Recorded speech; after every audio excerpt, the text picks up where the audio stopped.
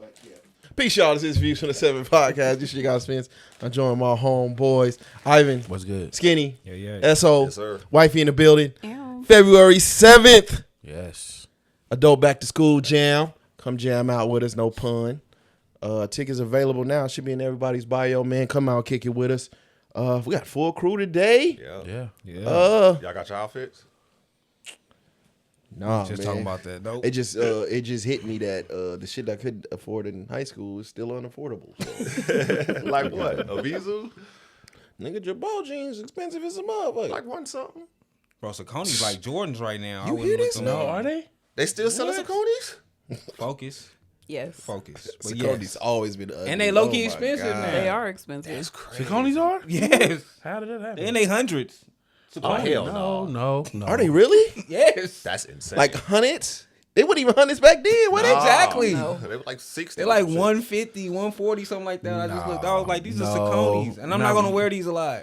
You're not wearing Sauconys for. You're not paying $150 for the Sauconys. That's what not it real. says. That's what they cost. That But it's is- kind of like the rebrand with like New Balance. Like the ugly dad shoes was like, Yeah, but that's hot though. That's a hot shoe. yeah, Like, now, but it wasn't before.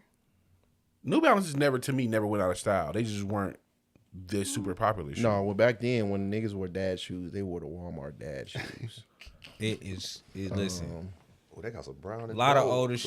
shoes is like, I don't know. I remember having the Answers, the Iverson, the second ones, the Answers. Yes. Can't really find them in like That's all.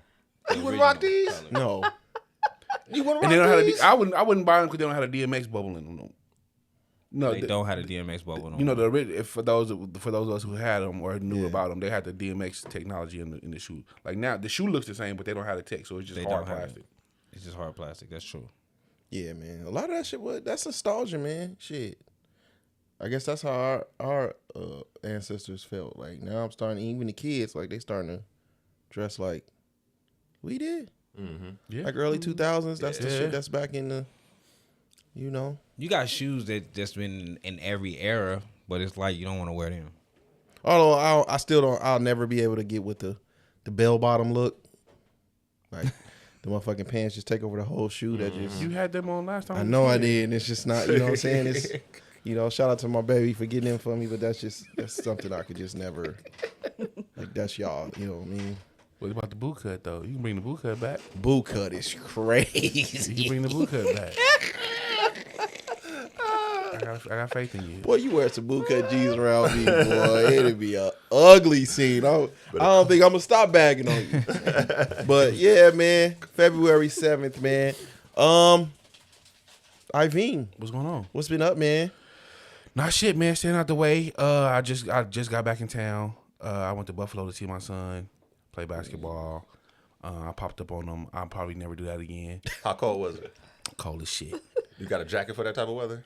I went and got thermos. I got a scarf, which I'm like, why the fuck am I buying a scarf? I don't need it. Yes, I did. Jim Jones be having 2 fluffy jackets. You don't want to wear. You want to wear the Jim Jones? No, hell no. 2 'Cause fluffy I jackets wouldn't with a scarf? wear it anywhere else. Your stomach wasn't useful out there?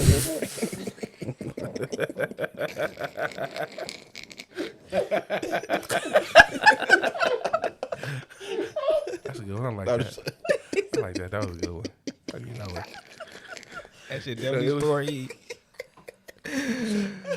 All your Vegas heat is in your belly. Your stomach a furnace. That's why. Nigga stupid. One piece for everybody too. Keeping tally. All right. No, I'm just okay. It was cool though. It was just no. You one too. You strike two. Did you do some hot? It's called hot hands. You open them out the package and they stay hot for 10 hours, and you can like Hell hand yeah. warmers. I got hella them. Yeah, me too. What for what? Yeah, but does that work in negative? Yeah, though. For what? You can keep it in When your I be pockets at work, or you put it in outside your and gloves. shit. Put it in my hoodie. That's the best kept secret. That's crazy. They have the rechargeable. It's what they use for like the kinds, quarterbacks. Like and shit electronic? use. Okay, yeah. Quarterbacks use it to keep their hands Yep. warm. I live in Las Vegas. We don't. Go to the campus section of Walmart. I have on shorts right now. I have on shorts. And This t-shirt been right the now. warmest I actually winter. thought about wearing This some winter been shorts this warm. morning. And nigga, it's hot. It's hot It's outside. hot outside. I put the air on the way here. Like nigga, it's hot. Yeah. I love it. That's why that was one of the things. Like I kept explaining to people out there. Like I'm not used to this. Like, do you have a coat? No, nigga, I don't. I haven't. I haven't bought a coat since I was a junior in high school. Like we don't wear coats. Damn, the And then- Patriots going to the Super Bowl. That They is won. fucking crazy. Yes, son of a bitch. And then the coats that you buy out here, they don't work out there. No, Because they don't sell Them that motherfuckers type got of fur technology and out real. here. That's real leather. Like you Yeah. don't need no real leather on here. Nigga, y'all crazy? Like, yeah, that They even got little jackets puffer, with the fucking like the internal heat and shit, like to keep you warm and shit. They got electric jackets. It's internal inside. And like they keep internal. you warm. I don't blame them though, because like I've heard people say like you can't cry outside on the East Coast. No, Like, your your tears tears will freeze to your Yeah. face. Yeah. Oh, Yeah. Or like you got like your nose can't be dirty because if you got boogers, it'll freeze. in Did your you drive nose. out there? No, I was about to say black ice is a motherfucker because I can't I've identify. experienced it, Yeah. so nah, I didn't want to fuck around. Because you can't see it, right? You know what I mean? No. You really can't. That's Well, why I they mean, call what's it the black point? ice. What's the difference between black ice and like out here? Because it doesn't rain, so like it brings all the oil up, and niggas just be hydroplaning all over the. We fucking don't place. it don't get that don't cold, get that cold in out Vegas here. very often though. Yeah, but it's so much oil out here, Yeah.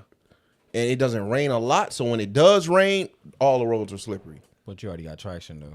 Like as soon as you run over that lit whatever, it's gonna be more traction than anything. No, but they say that is the most dangerous time, like when it first starts raining, because the oil does pull up on the road. That's our issue out here. But how often is that? Not all. It don't rain often, but when it do, boy, it be accidents all over the goddamn absolutely. place. I feel like it's been raining more this year. I feel like we got Good. quite a bit of rain out here. We can use Warm it. though. Fill up that Yeah. damn. That's just God trying to cover them bodies back It up. will like be me. filled up That's all that is. if we stop giving our water away. We don't use it. We don't get it. We don't Like get 2%. We get the least. It's a long. It's California a get the very- most, right? In Arizona. In Arizona. Yeah, we get the least amount of that water. That's crazy. So I don't know where the fuck do we get our water from? We get our water from Colorado. We just get the Colorado, least. yeah. We get the least We of get the it. least amount. With 2% of that water. It's very low. I don't know It's the very percentage, low. but we get the least of it. I know that much. Niggas ain't taking baths. They steady building out here, so shit. They steady It building. ain't hurting that much. Yeah. But you know they changed all the landscape though. There's like not a lot of like real grass Grass and anymore and shit, all that yeah. kind of shit. Like I don't know when the last time y'all drove by the schools, but they getting rid of like a lot of that, like that real grass. They putting turf in Yeah. everywhere at every single high school. They call it non-functional grass. So anything that like if it's not a park or if it's not utilized by pets and things like that, it has to come out. So anytime you see where they have like the rocks and the trees, that's what that is. They have to put the trees there to replace like the grass and to make it That's crazy. environmentally friendly. Even like something else I noticed that somebody brought up, I don't remember who, but it was a while ago. But like we don't have fruit. When I growing up in Vegas, we have fruit trees here. We did. You don't see fruit trees. Pomegranates, niggas stay stealing pomegranates off of niggas' trees. That shit over with. That shit over with. Yeah, they got rid That of shit them. over with. That's But crazy. they are paying people to like We can still get some in like Take on it the up. west. I still see My family like, has one, but I can't remember last time I Pomegranate, See it at peaches. all. Got a lemon tree. peaches. I remember pomegranates and peaches. That was like the two main. Is that a West Coast fruit like pomegranate? I don't know. I ain't ate one since I moved from the west. So I don't think I ever had one. You've You never had a pomegranate? It's crazy. Benjamin Button ain't never had no.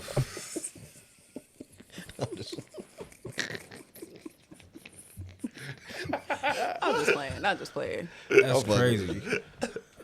Damn, that's crazy. They're from the Middle East. Oh, really? Really? Is it? How the fuck we get Which it? makes sense Vegas still that they everything, would though. that they would grow out here because True. the Middle East is desert too, so it would thrive in this type of weather conditions. That makes sense. Yeah. So it makes sense. Joshua trees are only like in Joshua Tree and over there in the Middle East, Jerusalem. A Joshua tree is illegal? No, like they're the Oh. Like that's have 'em. really the only. I thought you said areas. illegal. I was going to say, damn, they gonna lock me up for having a tree? Right. That's crazy. Then that why cactus fruit and stuff like that is not more popular here. Then right, like fucking prickly pears. yeah. So that's You ain't have a. You say your was your flight solid back home? Because I know a lot. The flight back canceled. home, no.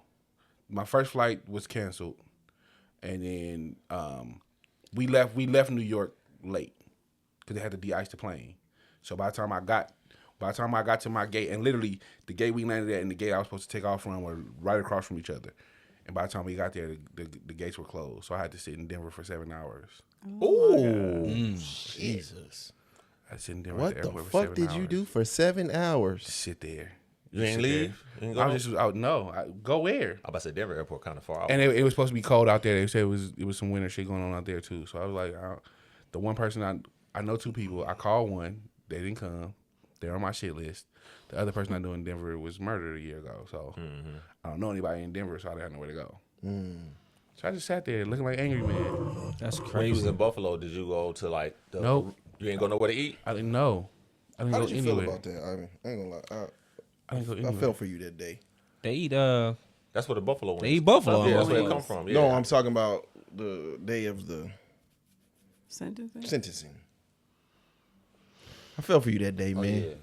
It was rough. The day of the sentencing was rough. It wasn't. That part of it wasn't rough. It was the comments. Yeah. It was the outpouring of sympathy for that person.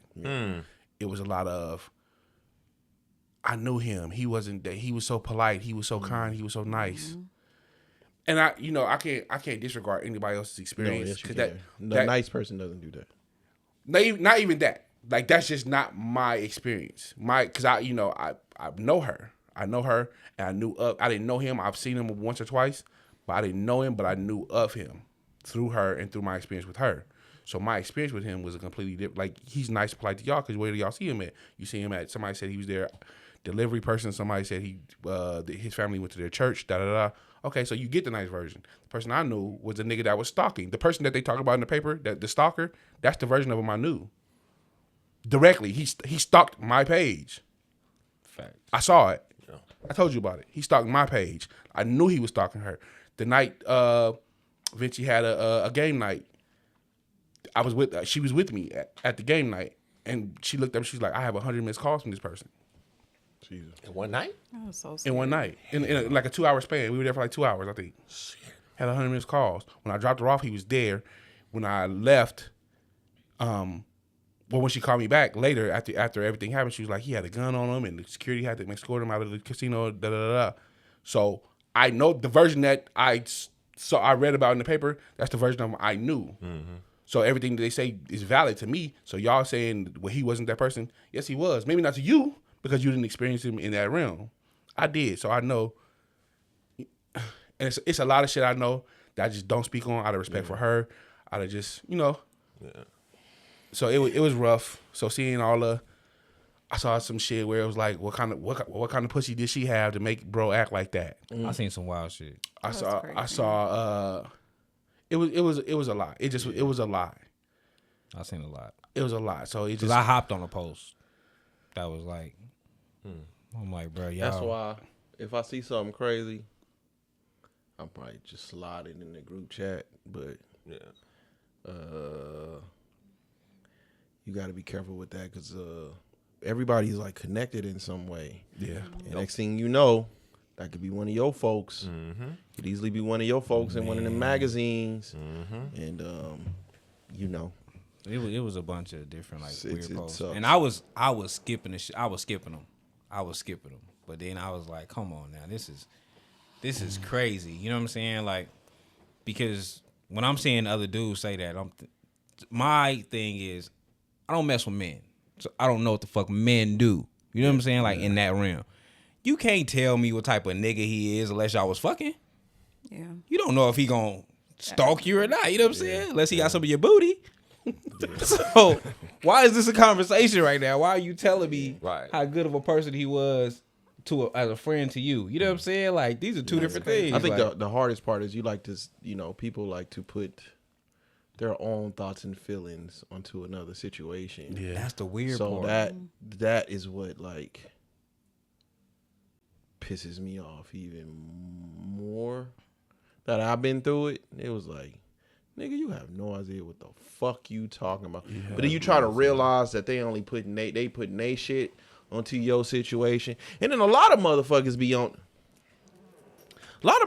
doing it for the likes and shit too, man. The Fact. digital Engagement. creator and shit. Yeah. Like I don't like the thing I don't like is like if you fuck with me, right? Like I think the only person back then, like when my son passed away, the only person back then that knew my son personally, I think, was Skinny. So I wasn't tripping outside of family. I wasn't tripping at all when I looked at it like, Skinny was like, Skinny showing love. My son was out there. He He was like the nigga that made Every the day. ball boy, What? like Go get the manager, basketball. right? What? But it was a lot of people like, why the fuck are you tagging us in an article? Yeah. What the fuck does that do? Yeah. Tagging us in an article, and then you at the motherfucking funeral tagging us in the goddamn coffin, and I never what liked the it fuck that. is That's crazy. I never understood the tagging the family to the article. Like, I don't know my person is Yeah, gone. right. You know what I'm saying? Like, Yeah. I know the story personally. You know, I didn't have to wait for the news to tell me. Like, I never understand. And then and the news don't always get it right. no. So A don't lot tag of me at times they all. don't.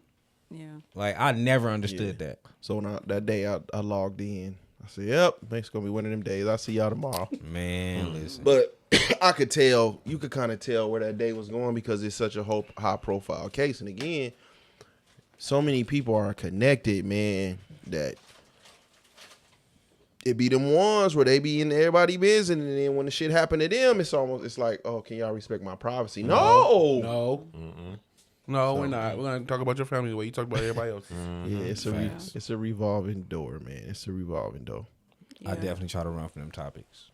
But like he said, you know, especially right now because everybody's considered a content creator on Facebook. Like they've already upgraded their Everybody profiles get to paid that. on Facebook. So once they've done that, they will speak up on those type of things just so that they can get the engagement, so that, you know, her family or the victim's family can reach out and be like, you know, argue with them because they get paid for the engagement. This on a their, bonus month for me. Yeah, I'm finna hit my bonus posts. now. That's crazy though. That's crazy as shit. Yeah. I don't know. I try to be cognizant, even about situations that don't have nothing to do with that. Just like I try to be cognizant of like, oh, this is a content creator, so they're gonna say whatever to get as much engagement as they can. Yeah. But that day it was rough. I told myself like, stay off of this internet because there's nothing that's gonna make you feel good. Anything I see is only gonna. It was piss me only off. Facebook though. If you went anywhere else, it was cool. It was Like, only Facebook. I kept. I like I said, I was trying to miss it because I don't get on no internet like that. I normally post whatever and then I go like track what's going on. Yeah. So when I was getting on Facebook, it was like every time I logged in, there was one of them posts, and then like me and Spence was just talking about. Now they like whatever is getting engagement, it's like they force feed it to you. Now. Yeah. Even if it's not your friend. Yeah.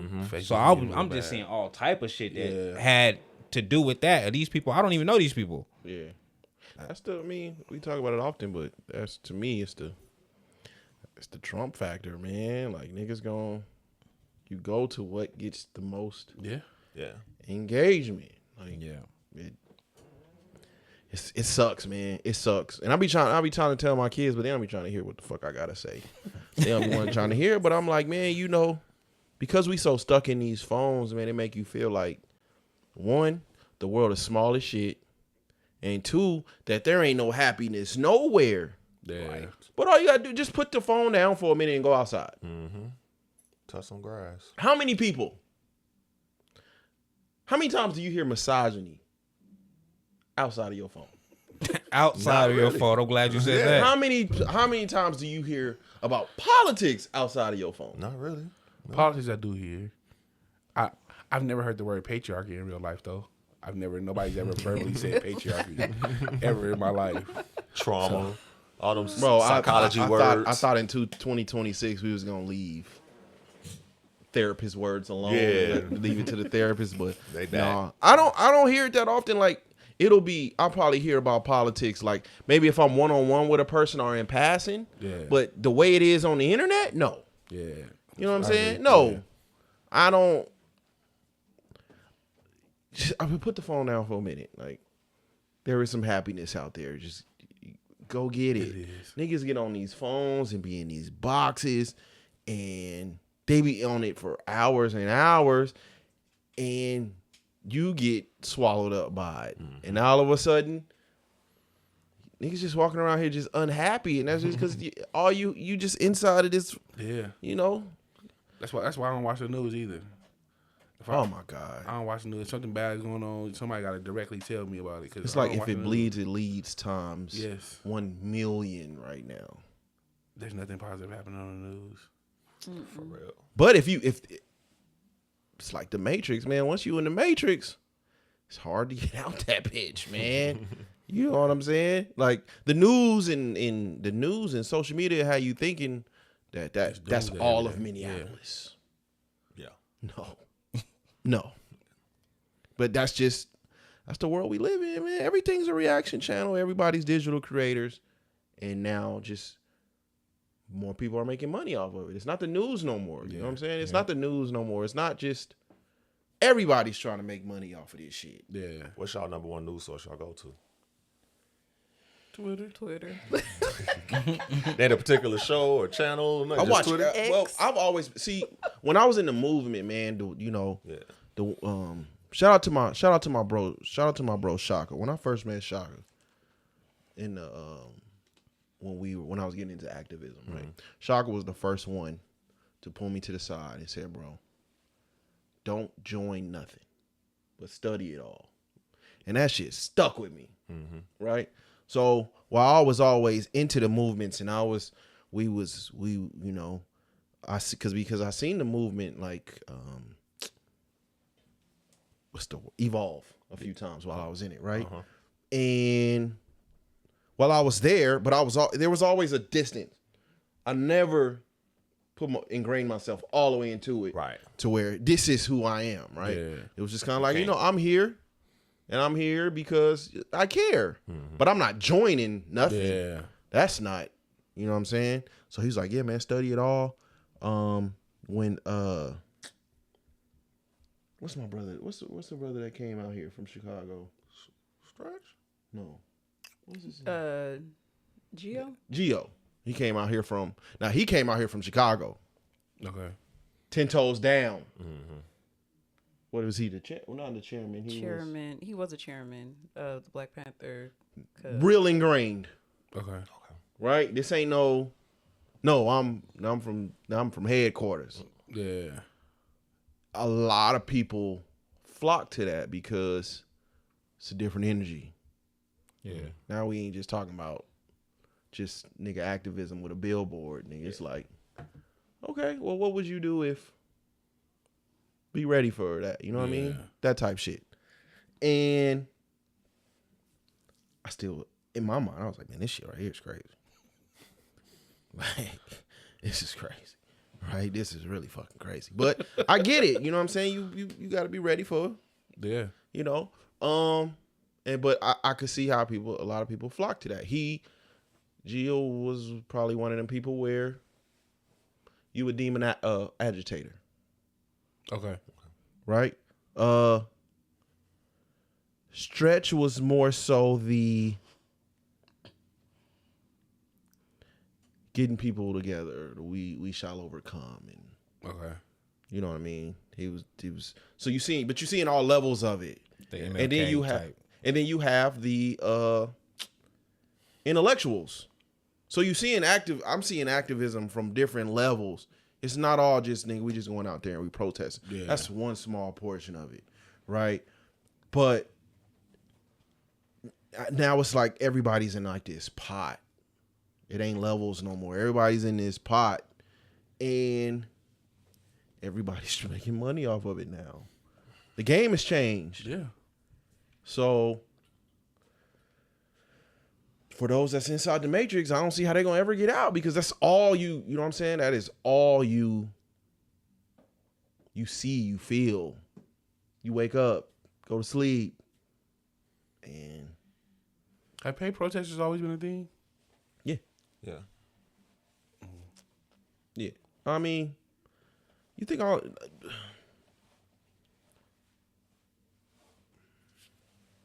70% of the people in Minneapolis is not from Minneapolis. A lot of the times, you find out what's going on, and they bust you in, or a bunch of, different chapters. Shit happen, it'd be like that, and it happens fast. It happens really fast. Like, what do you put on your W-2 though? That's Oh, yeah, how I be contract. wondering. Well, it's not. First off, It's I like got a W-2. it's Everything like takes silent W-2, money, W-9, right? you got all So that's different why types we was always told, like, the one with the money controls the narrative. The one that controls the narrative has all the power, right? And it's the silent money. So that's why everybody, if you talk to anybody that's into like activism and all of that shit, they always tell you to follow the money, Yes. because it ain't no small money it's always it's always funded by millionaire, billionaire type of shit, and they just get it on the back end. That's kind of how this works. So it's not like a nigga just going out there and I'm protesting out the kindness of my heart. That's not how it works. It's like I put a whole bunch of money to fund this movement. Right.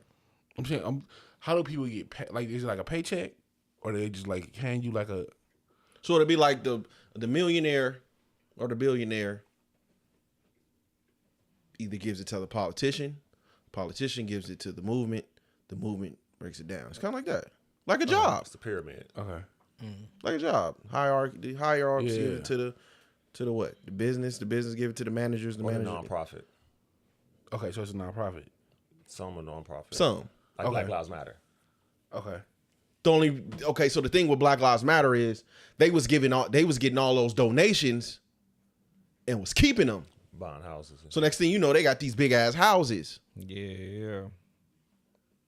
They just got caught. See, the difference between Black Lives Matter and other movements is Black Lives Matter was actually grassroots. A lot of it was political. Ideology, the ideology was political. But Black Lives Matter was actually, in my opinion, a grassroots. Because so many of us are getting gunned down. We had ingrained ourselves in it. So they were getting mad donations. Yeah. And then Got hijacked. I forgot my brother. I remember the day. Darren Seals. I remember the day. Because this is when I was like very ingrained in it at this time. And I'll never forget. He made a video. He ended up getting murdered a couple days later. But he made a video like, hey man, this shit is starting to change. Like they turn it into some gay shit. Like, you know what I'm saying? And it ended up being like what? No, but it ended up being like two it was like two queer gay, women. two queer, that's when the queer and he was like, man, this ain't what. Yeah. Studs with guns. No, it's When just are women called queers? They're not lesbians? They are That's a lesbians, but queer is just like lesbian and gay. Like it's just across the board. Like So the Basi- studs is queers? no, they're all like. If, That's part of that's the just Q. that's just the Q. LBGTQ. I thought what the Q was considered for a the Q? men. Queer. No. So queer I can be think it man both. or women. I think it can be Yeah, it both. could be either or. That means that you like the same sex. So what's the difference between queer and bi? Bi means you like Both both. sex. Like Bi is a word. That Yeah. like bicycle. Bi. Okay. Bi. So if you queer, you could be queer and not be bi. But Yeah. basically, all in all, he ended up getting murdered a couple days. He ended up getting What is he ended up I getting ain't gay, murdered. but I think I you might not be the one. I'm confused because it's like the LGB. Okay, I got it, but we get to the T, the Q, the plus, and the IA. I'm like, that's where the confusion going. What the hell is queer? I mean, I said None of them are respectfully. confusing to me except the T. I thought And I queer don't- was I don't men. use trans. I and thought queer was men. The L was women. Yeah, but I think for the T don't really fit. T is trans. Pause. The T don't really fit How not? It's trans. because the rest of them don't really fuck with the T's like that. That's true. A lot of the LG and the B. because So, the T's is so a getting lot of weird. this shit that's going on is because of the T's. It's not because of the everybody else. So the Q's ain't got Because the the, Q's D, ain't with the T's. the T's is dating the Q's and the L's and the. What's the I? We ain't got to the I. In my A's. opinion, in my opinion, I think the tie began to change When the T's became when the straight the gays. law went into California. The law says all restrooms are non-binary. Fair game. So a man can go into a woman. That is the law. So they was getting on the man. I think I think we that was brought like in this New up York. on no, he was in Disneyland. He was at Disneyland, California, and But was saying something how happened in safe New he York where felt. They How raped, safe they he raped felt. one in T went in the women's restroom and like raped a woman. No, that was Gold's Gym in California. That's the one where the dude was jacking I thought off in the New York. girls' bathroom. I'm sorry, the T was jacking off in the girls' bathroom. I believe that was in California too, but the sister Tish it's some Hyman crazy shit. was the one who went into the bathroom and in the The dude was jacking off, and then you could see she was recording. This nigga is. it was big news. It just showed It up was in my big news. algorithm. Like, what the fuck? information. He stores But information. it was a video. I just say the person. I don't want to do that, but this person was going to different bathrooms in Disneyland, different women's bathrooms in Disneyland, saying how comfortable he was. He was doing the Keith Lee shit, but in the bathrooms, the women's bathrooms at Disneyland. and everybody was getting on him. And then the situation with Tish Hyman happened where they actually kicked her out because they didn't know how to handle it. So they kicked her out for tripping out about, man in the women's bathroom. And then you come to find out that this is actual law. Like, he can be in there. The one that was Gold's Gym a couple weeks ago? Okay. That is a California law. They kicked her out of the gym? Yeah, she was tripping. But she was, it's a man about, you know what I'm saying? But he was in there being weird. He was rubbing one out. No, but like, it's a nigga in the bathroom. No, that's a different situation. Okay. I know the situation you talking about. That's a different What's situation. going on? But so and then you know what I mean, the last couple school shootings been. So it's like nigga, we, you know what I'm saying?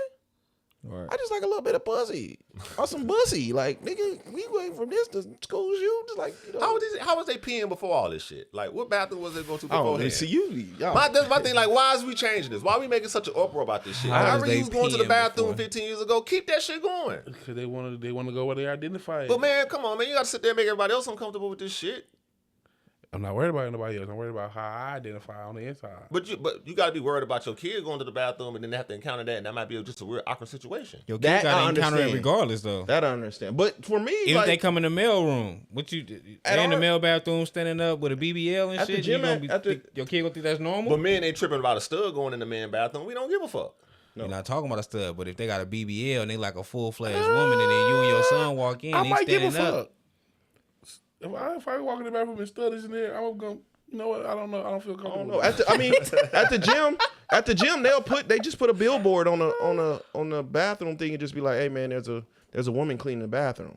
Like, Okay. that don't bother me, but I don't think that same thing can be said if it's on the other side. They put the signs up for When a that's- man's going in the if women's somebody's bathroom. if they're working there. I'm working here cleaning the I'm bathroom. cleaning the bathroom. I They didn't put pull it my up dick for- out.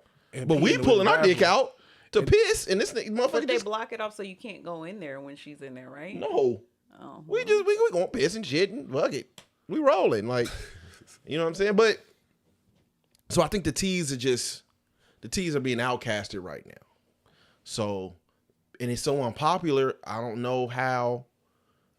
I mean, it's just unpopular. You know what I mean? Now you putting them in the sports and See, with you know what I'm saying? It's a little unpopular. my thought on the whole sports thing, like I just feel like you need to be playing with like your biological makeup. Like if you want to dress as a woman and you identify as a woman, but biologically you were still born a man, I feel like maybe you should be in the NBA playing with them. I think the T I don't thing think you should be playing in the WNBA. They're not I good think enough. I think it's tricky because it's not just your sexual identity. Like I can say, okay, well, I'm a man and I like men.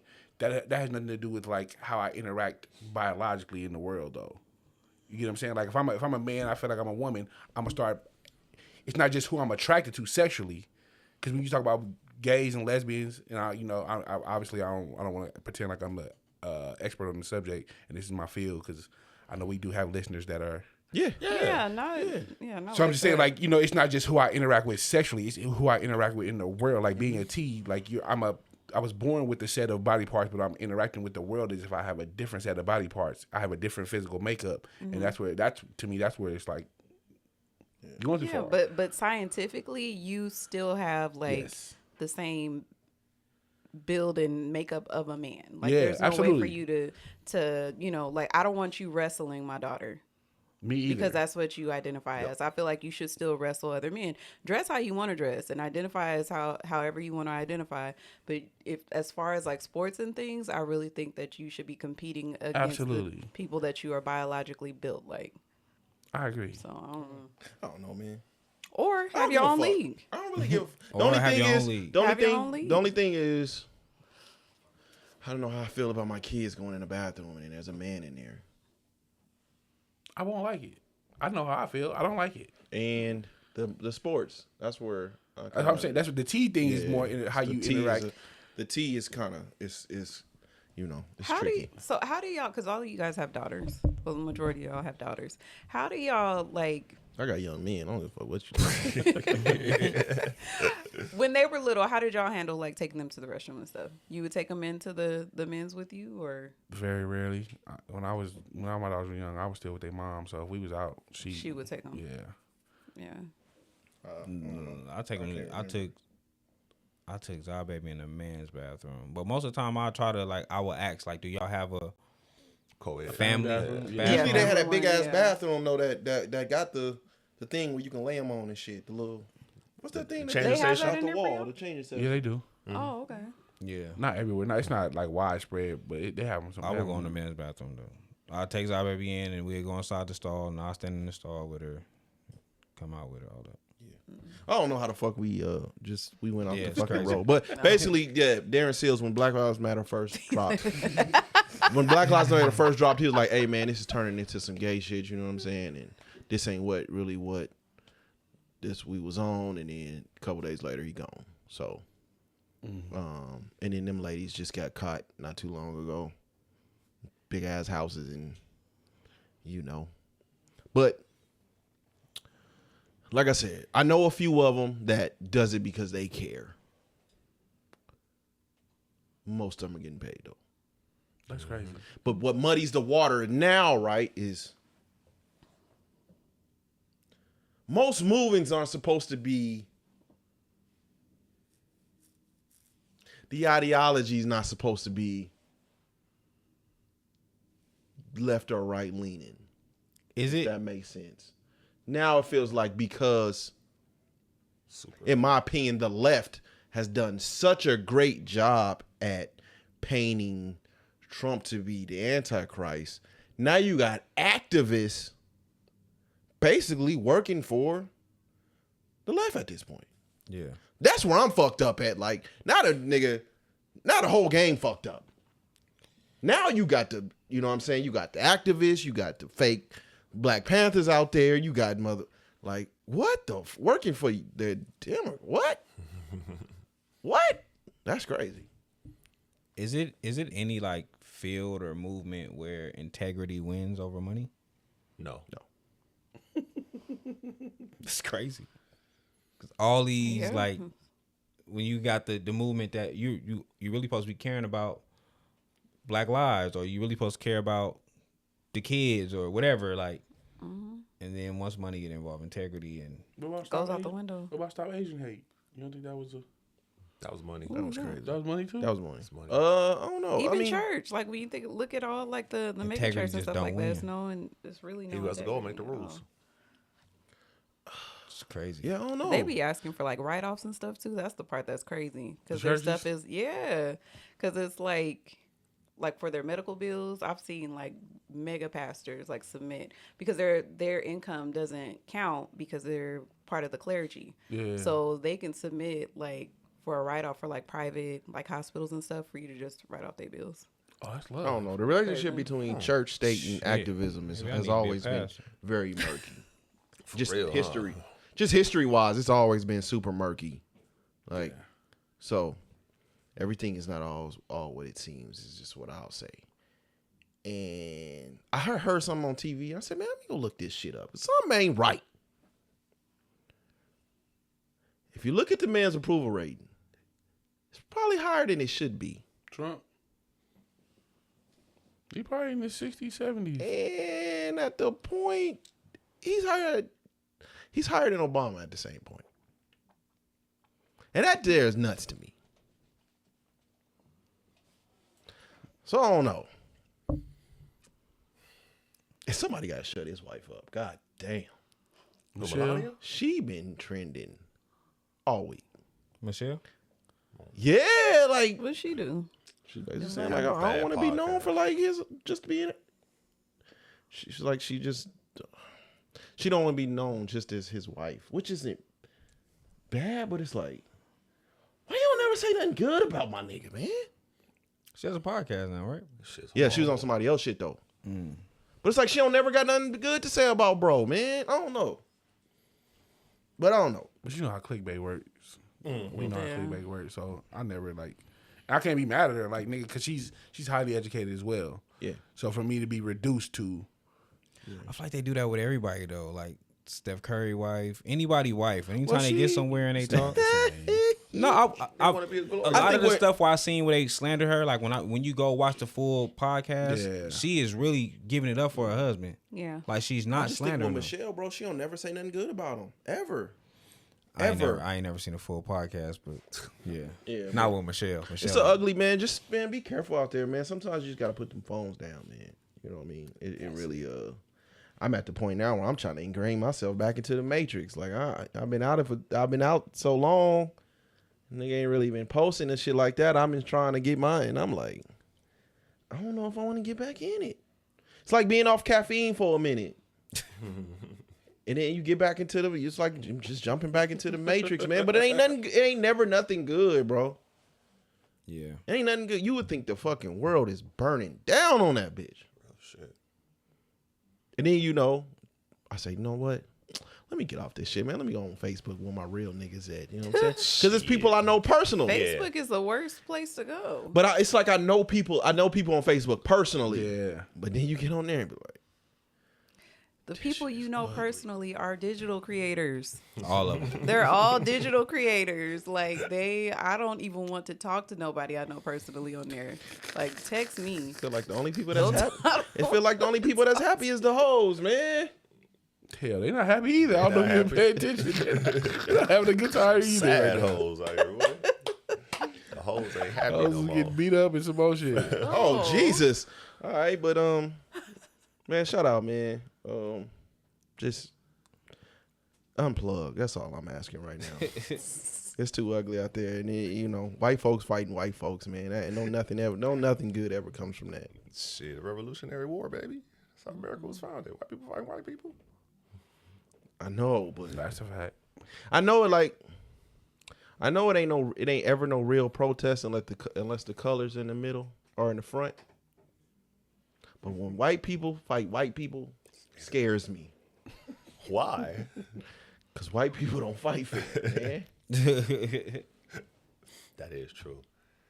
I can get some, This they battle. and this is gonna sound bad, but I feel bad like if we getting hit with water hoses and dogs sick on us and shit. I feel bad about that. You know what I mean? Mm-hmm. But when white folks fight white folks, Somebody dying. always. It's your turn. But it's your almost turn. like their almost turn. like a human sacrifice though, because once they do end up dying, then they get like this mega crazy like GoFundMe that goes insane for their families and stuff like that. So No, I think in our hate to say lifetime, it that way, I think in our lifetime that I could think of, this is the first time where I seen white folks really fighting white folks. Usually, they do a great job at getting the niggas in the front. We sitting it out. This too. one right here, I love it. We sitting it niggas just ain't coming out. out. Then they did the protest for the ice and shit. So I text my kids, was like, "Hey, y'all protested? No, right?" And I'm passing the high schools. It's like 8 kids out there. So They made it like it was something big. Don't nobody give a Yeah. fuck about this did you shit. see the angles of the pictures? Man. Like they made it look like it was a lot more kids. They than made what it like- I was. was like- Yeah, but usually they do a great job. Any protest you can think of, they do a great job at getting the colors in the front. First, our kids right now is like 4th generation Hectors. Like, they parents been here. Parents been here. It's not like they just they're got not here new last week. immigrants. Yeah, Yeah. like Yeah. it's their great grandma that got here. You know what I'm saying? Like they've been She here for a gone. couple generations. Social media. We got Granny social been media to died. look You know at. what I'm saying? Great granny gone. Social media, we look at things from a different angle. We're not manipulated by the major news sources. Yeah, I mean, we still ingrained. I think we still ingrained politically even now, like because Trump is just such this is big figure, but we ain't stepping out there though. Yeah. Usually when there's a protest, nigga, what's happening? We get in front of that bitch. You know what I'm saying? They ain't got them big old things That out. shit. They ain't got, you know what I'm saying? You know what I'm saying? Usually we be front and center. It's not us though. It's not our fight. It ain't never us. Yeah, it is sometimes. Most it of the does. most of the protests that you can think of outside of like Black Lives Matter, it ain't ever been about us. They just did a great job at getting us to that include whole, but it was like, ourselves. that was like a whole era. Occupy Wall Street. When you talk about, Not us. We talk about the Trayvon Martin. We talk about the Mike Brown. We That talk was a about time period. That was Obama era. That was Obama era. George Floyd, That was Breonna That was Stewart. Trump. that was Trump. Yeah. So when you mention those two figures, those are like they were both able to bring out the racism like within the communities. So with Obama, like he had all of the racist white people. They hated the fact that he was elected. Everything he put out, his always approval felt rate was down, and like the racial tension was was heightened after he was elected. And then when Trump came along, it was heightened as well because he empowered or made the racist white people feel empowered too. So it's like it shows the ugly sides of both sides of the coin, I think. Oh, I mean, man, Obama was what, 08 through 16? Yeah. Mm-hmm. I always felt like I don't remember the racism being on 10 It was. until the election came. Shit, It that shit was on 10 the I whole always time. felt like All when the niggas getting shot by cops during Obama. I always felt like Obama era was like white folks saying like he don't really run this country. We could do what we want to do. Yeah. Because it was way more like it probably wasn't way more killing of black, but it was definitely highlighted a lot more. It was way It was more. in the news. Oh, it felt like it was every Way fucking week Yeah, that somebody like- was getting gunned down. Every week it But was, I just don't remember. Like I remember that was us out there because we were the ones getting gunned down. I don't the remember. Chicago them getting that train Chicago- and finding all them damn guns and shit. That was all Obama era. Yeah, but that was like us versus us. I don't remember people like turning on Obama until the gay rights thing. Then it was like, why the fuck is you doing shit for everybody else when we getting gunned down in these streets? But as far as racism goes, I don't remember that until he got out of office. Then when Trump started running, that's when it felt like, okay, now the heat is on 10. Because I remember when I feel like the police the felt like they had something KKK to went prove. up to Cimarron Yes. I forgot about in that. the hoods.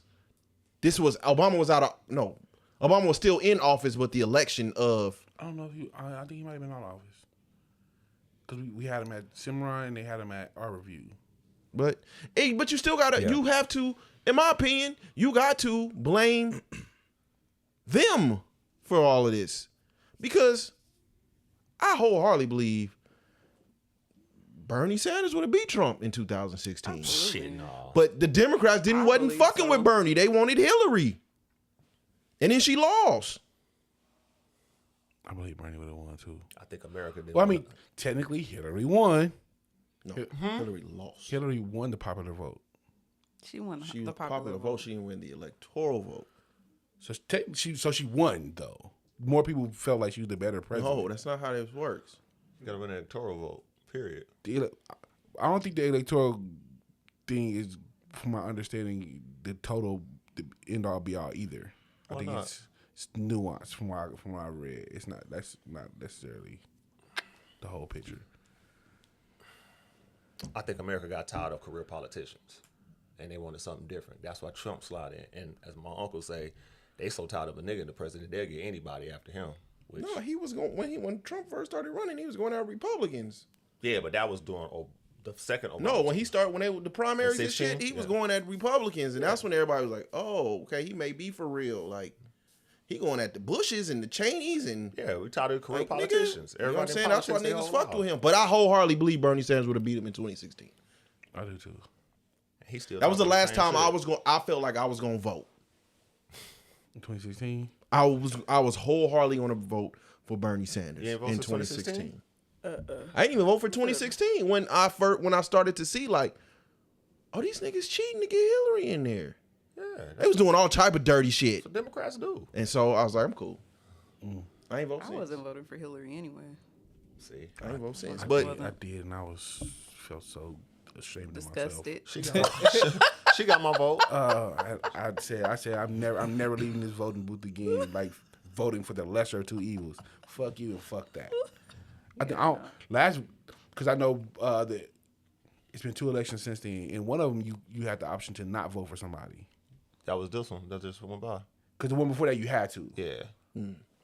You had I to. told myself, I think this on this this year, it'll come up where they're trying to get they're trying to change the voter ID laws, and this will probably be my first time like on some local shit going to vote because you got me fucked up.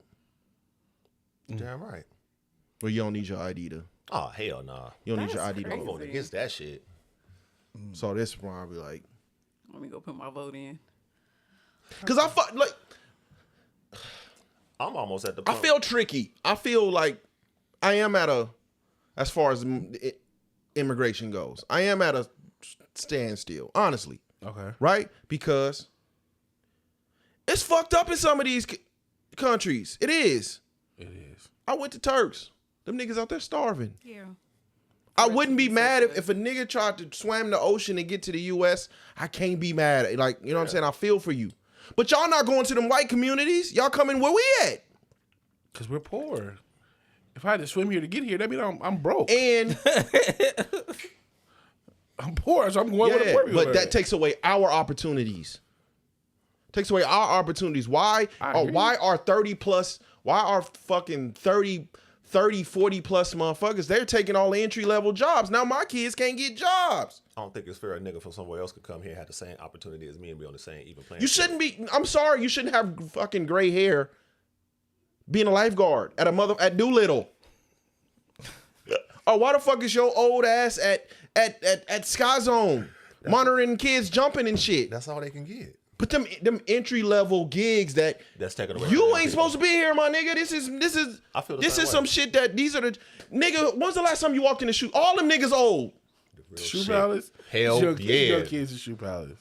Nigga, I went to Foot Locker. All these niggas old. Y'all should be working with me. Because nobody shop at Foot Locker no more. That's why. But the point is, these are all entry level positions that all you niggas is taking. Y'all ain't supposed to. Fast food. I'm sorry, but y'all ain't supposed to be here. Or y'all can be here. Y'all can be here. Legally. That too, but y'all can be here. But the entry level gigs?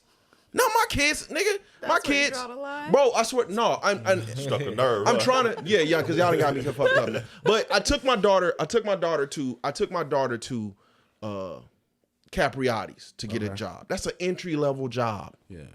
She was the youngest in there by a fucking mile. I don't see teenage workers in a lot of places. Because they can't, all them jobs are getting taken up, and who you think taking them? So that's where it's like, I feel for y'all. Because also the companies feel like the kids don't care either.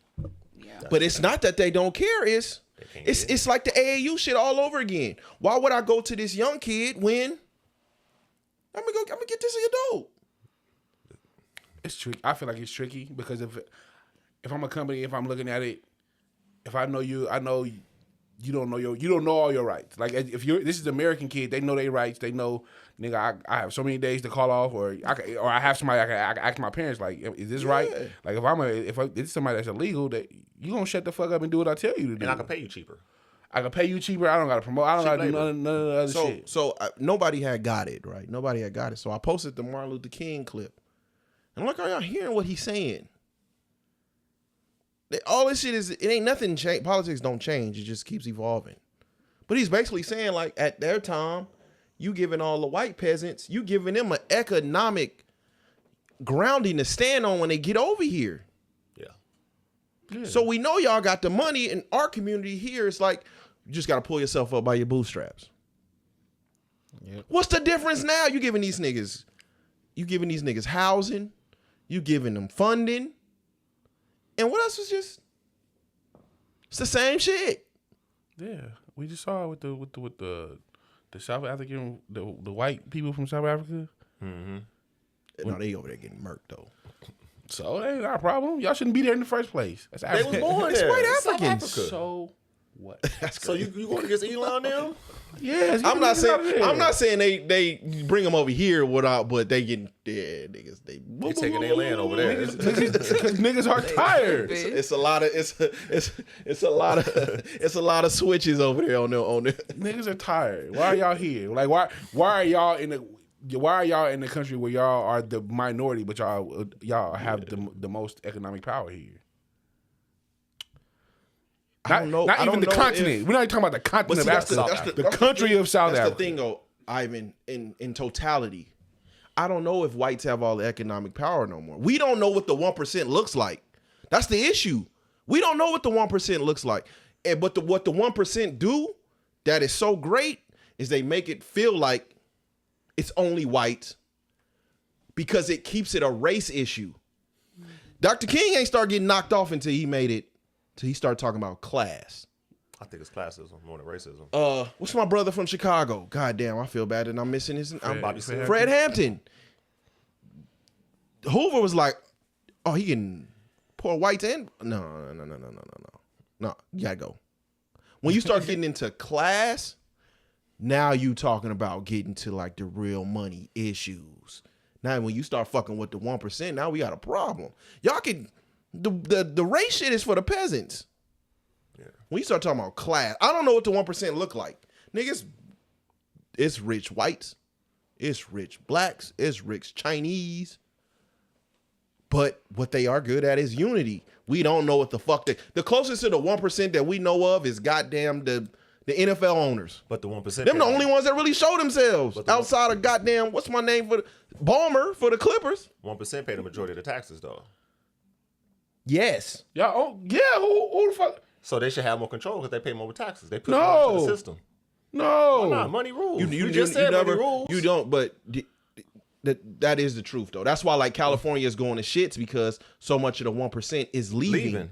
A lot of the 1%, a lot of their taxes is that goes into getting the streets and all that shit. They pay a lot of money in taxes. Yeah. You know where they moving to? Texas, Nevada. and Nevada. Yeah, let's build a high speed train from California to Nevada. That's a scam, let's, too. Let, They let's even build start some that movie shit. studios. I don't even know what Nevada 1% look. We don't know. They are good at unity. It's the only percentile that we know of that their unity is. We know Because it's power in the dollar. We don't know what the fuck the 1% look like. We don't know if it's white, black, A few Asian. of them. We know a few of them, but when you say a collective, we know what the urban community look like. We know what trailer trash look like. We know what Chinatown look like. Yeah, because that's the 99%. We're But supposed when to know what somebody the says 99% what the 1% look like, Steve Wynn. what do you say? The niggas that own the strip. The most of the ones I know are white. The ones who I know of are white. The Jerry Joneses is white. The Steve Ballmers are white. Elon Musk, he's white African. I don't know how that works, but Yeah. Jeff Bezos is white. Bill Gates is white. Warren Smith Buffett is black. white. The ones I do see, you have a few. You have a very few. You have the Oprahs. You have a Tyler Perry. You have a fucking. It's a Robert Smith. I know it's Richest a black man man in in Africa that's like telecommunications. I know it's one in Mexico that's telecommunications. So the ones I've seen, the majority are still white. Yeah. That's the face. I mean, We're not gonna talk about the Saudis because we know what they look like. We don't know who they are, but we know what they look like. I'm not gonna lie to them. I ain't know they was throwing money out there like that. Yeah, they been like King that. flexes. Everybody going to have you like noticed? No. Comedians, movies, They paying. wrestling, They pay. boxing. They pay. They got. What was that when what was the last boxing match? Was it Jake Paul and Jake Paul? Joshua. Why the fuck are they interviewing this Money. motherfucker with a who the fuck? Because he paid for that shit. They came and got the PGA out of the fucking way. Yeah. The new shit that they do. The golf is Saudi. That was the first The one. live shit. Get PGA out. But they was the first ones. The golf, I Loud. remember them getting them though. I Loud. remember them like, who the fuck? Why the fuck? all that shit. But now everybody. They tired of being quiet about it. Yeah. So that's where I don't know what the fuck the 1% looks like. They doing a great job. It may have a white face on it, but they doing a great fucking job hiding the rest of them. So I don't know. But the race shit, yeah, you peasants, you can have that. You can have that. Yeah, we're not the 1%. We don't have that kind of money. We don't belong in the conversation. So I wouldn't come in here and argue a nigga down about professional boxing because I don't watch it. Some motherfucker in here. Hot. But I wasn't trying to. We wasn't even trying to go there. I'm sorry. I'm sorry, man. Just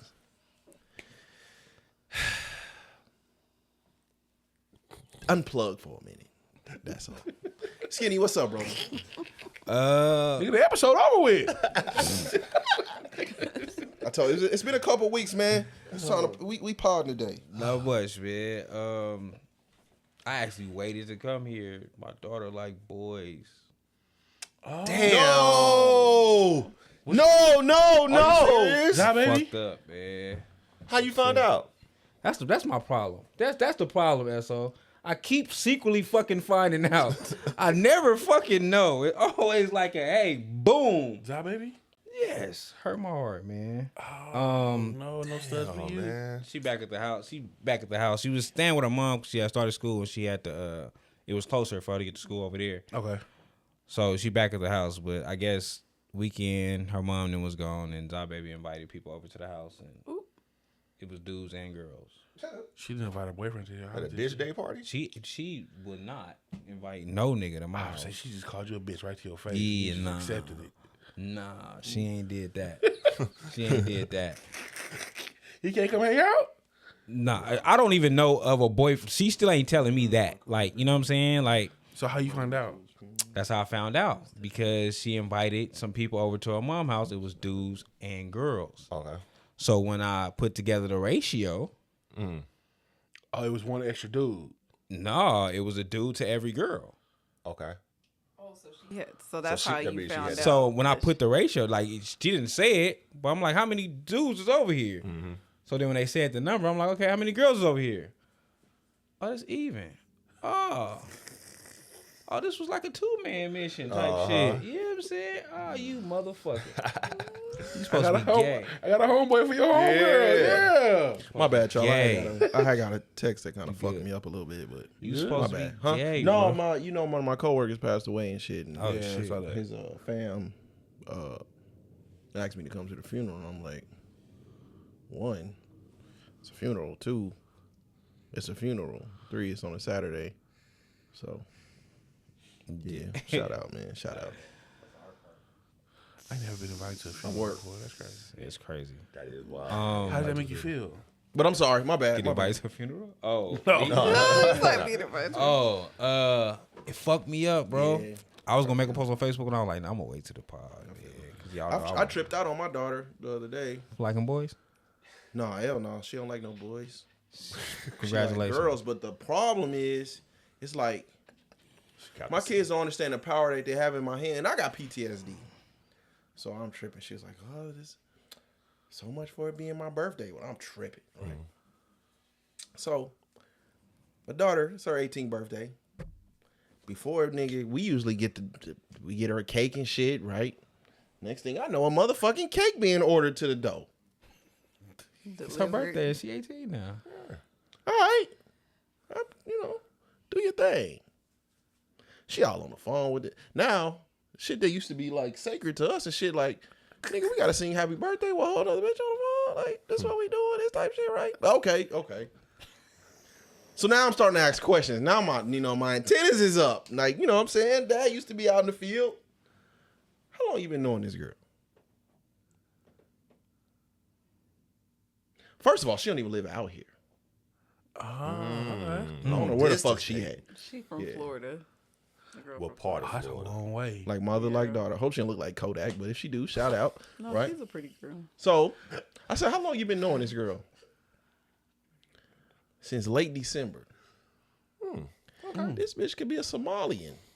You done gave her our address Address. less than a month. So I'm like, right? So now I'm all like, this is friend over here. She ain't even looking at. She not even like. This looking is at- friend. I don't like. I'm, She ain't even looking can't at it tell that his way. Story without like She ain't throwing even something my way. because we For butting what? heads now, nigga. My antennas is all the way up. Now I'm uncomfortable. She an illegal Haitian? Why the fuck does this motherfucker have our address? You ain't even known her a month, fam. Yeah. What's happening? Said, no, baby, man, you can't do that. Yeah, that is kind of. You can't tell. You know what I'm saying? That was numero uno. Cause I see my daughter like she don't have much. She ain't getting a lot of love in the dating scene, but she not. You know what I'm saying? She's a attractive young man. You know what I mean? Like it ain't like she's having her turnover rate is high right now. Okay. But ain't nothing wrong with that to me. Yeah. But it's like. You think she's not aware? She don't have the social awareness to do things like not give nobody your address if you met them less than. No, she don't. Okay. So now I'm like, damn, I got to do this shit on my. Because everybody not thinking that people's terrorists. Fuck that. You was on. I ain't never been on that, man. My You lived in a different era. my daughter does You the didn't- wildest shit, but The location shit scares me. It don't bother. It don't. I That got don't. 3 motherfucking girls in the house. Yeah, but that was kind of the point, though, right? That was the point was to raise them with not the trauma that we experienced. Like a lot of the way you think is through trauma. I lived on Donner Street. Yeah, 'cause that stuff like that don't bother me. I lived in the Costas Roses. Like, yeah, that shapes how you move through the world. Your kids haven't experienced that. That's a good point. Yeah, you stayed in Casa Rosa. That's I stayed in wild. Rose Garden. I did not stay in Castle. My fault. That's worse. I stayed in Iraq. I didn't stay in Afghanistan, nigga. It's 2 different worlds. You feel me? Yeah, your kids don't have the same. Rosa, Casa Rosa, nigga. Them niggas was sad over there, nigga. God, this motherfucker gonna cave in at any time, nigga. You know I don't sleepovers over there. The fuck? What a building permits for this motherfucker. But I think my issue with my daughter be how you it be finding out.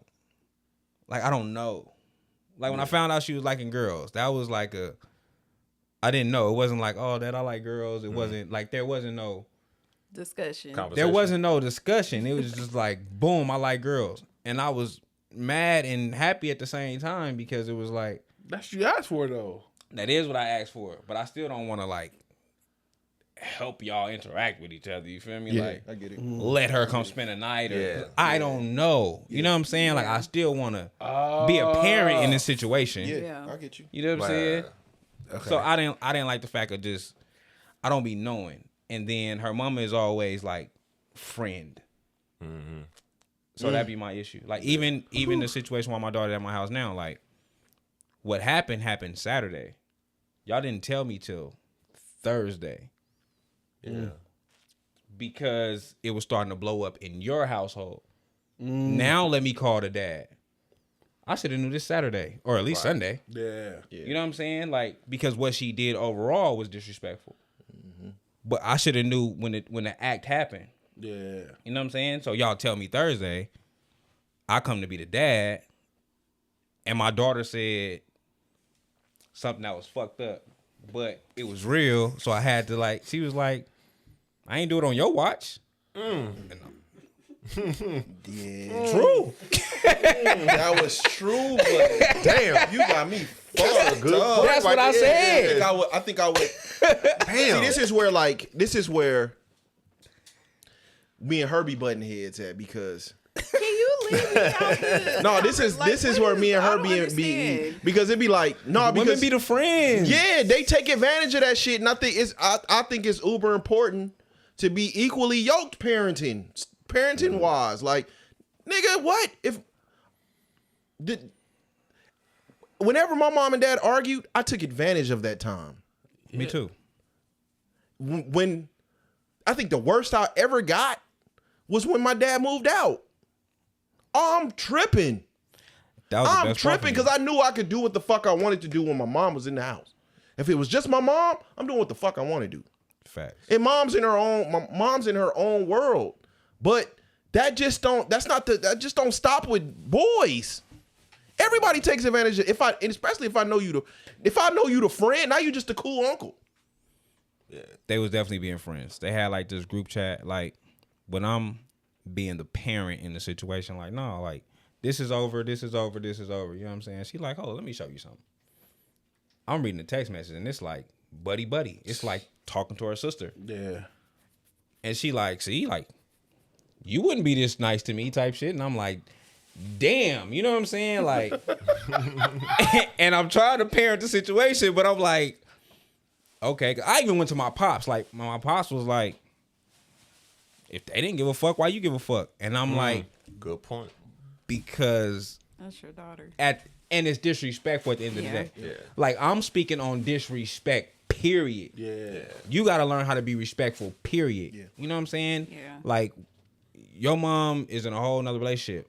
Because I even called the dude, like, bro, my bad for my daughter disrespecting your household. You know what I'm saying? Like, me and dude ain't never had no issues, but I'm just like, I'm not for disrespect. Right.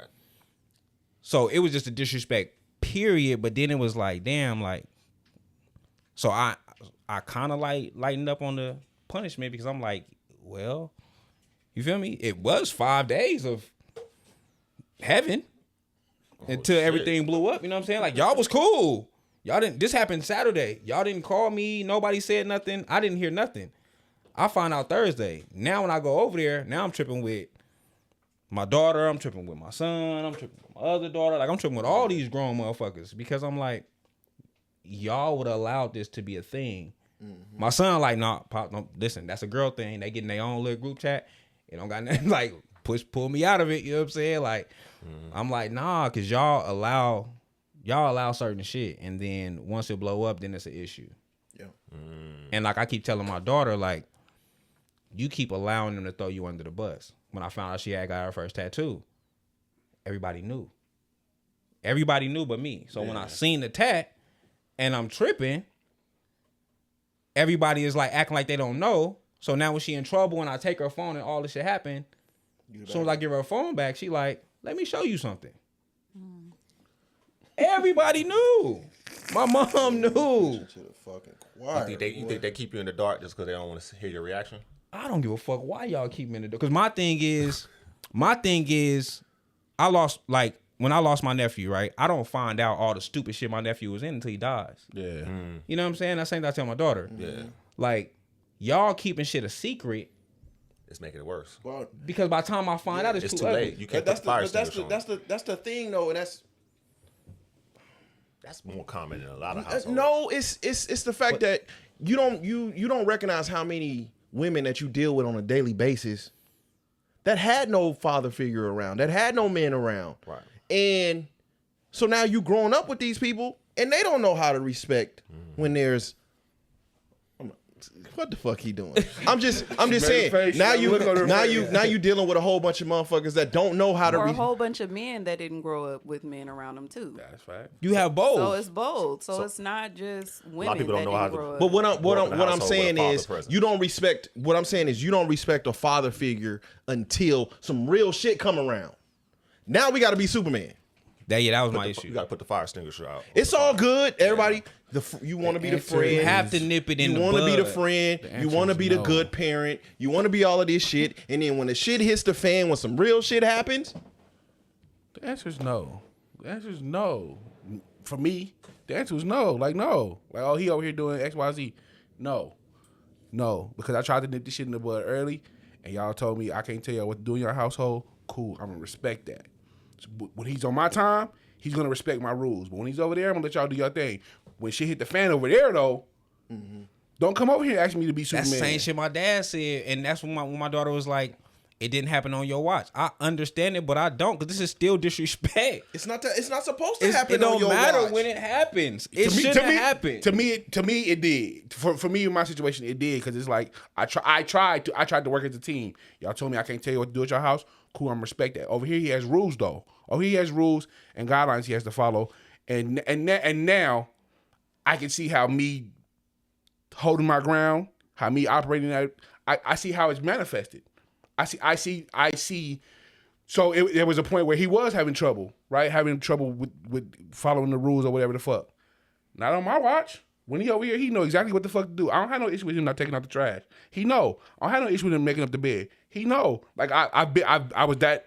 It was always that. So now that y'all having trouble, don't run over here, because when he on my time, he know what to do. We don't have no issues. He know not to do nothing. And even when he's with me and he want to do the bullshit, oh, I'm going to see my mom for a few days. Okay, you want to go get into some other shit. Go ahead, because she going to allow you to do that. You're not allowed to do that on my time. How do they expect you to govern another person's household? That ain't your household. I don't know. And I didn't care. How does this work when it come to your daughters though?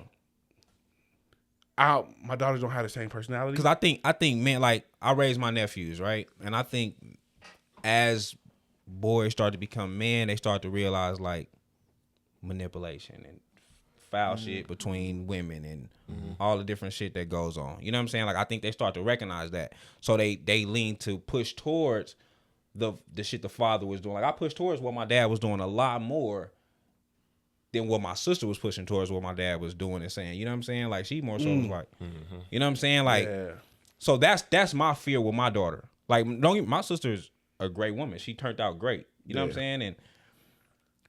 But I don't want the rough years to get to great. You know what I'm saying? Right. Like, you got to go through the rough years and then get to great. When I'm telling you this, like, when my daughter first came to me, I'm like, listen, this is what we're going to put this out on the table right now. You know what I'm saying? Like, respect all this we're going to put on the table right now. Like, you have to learn to be responsible. You're going to have to hold yourself accountable.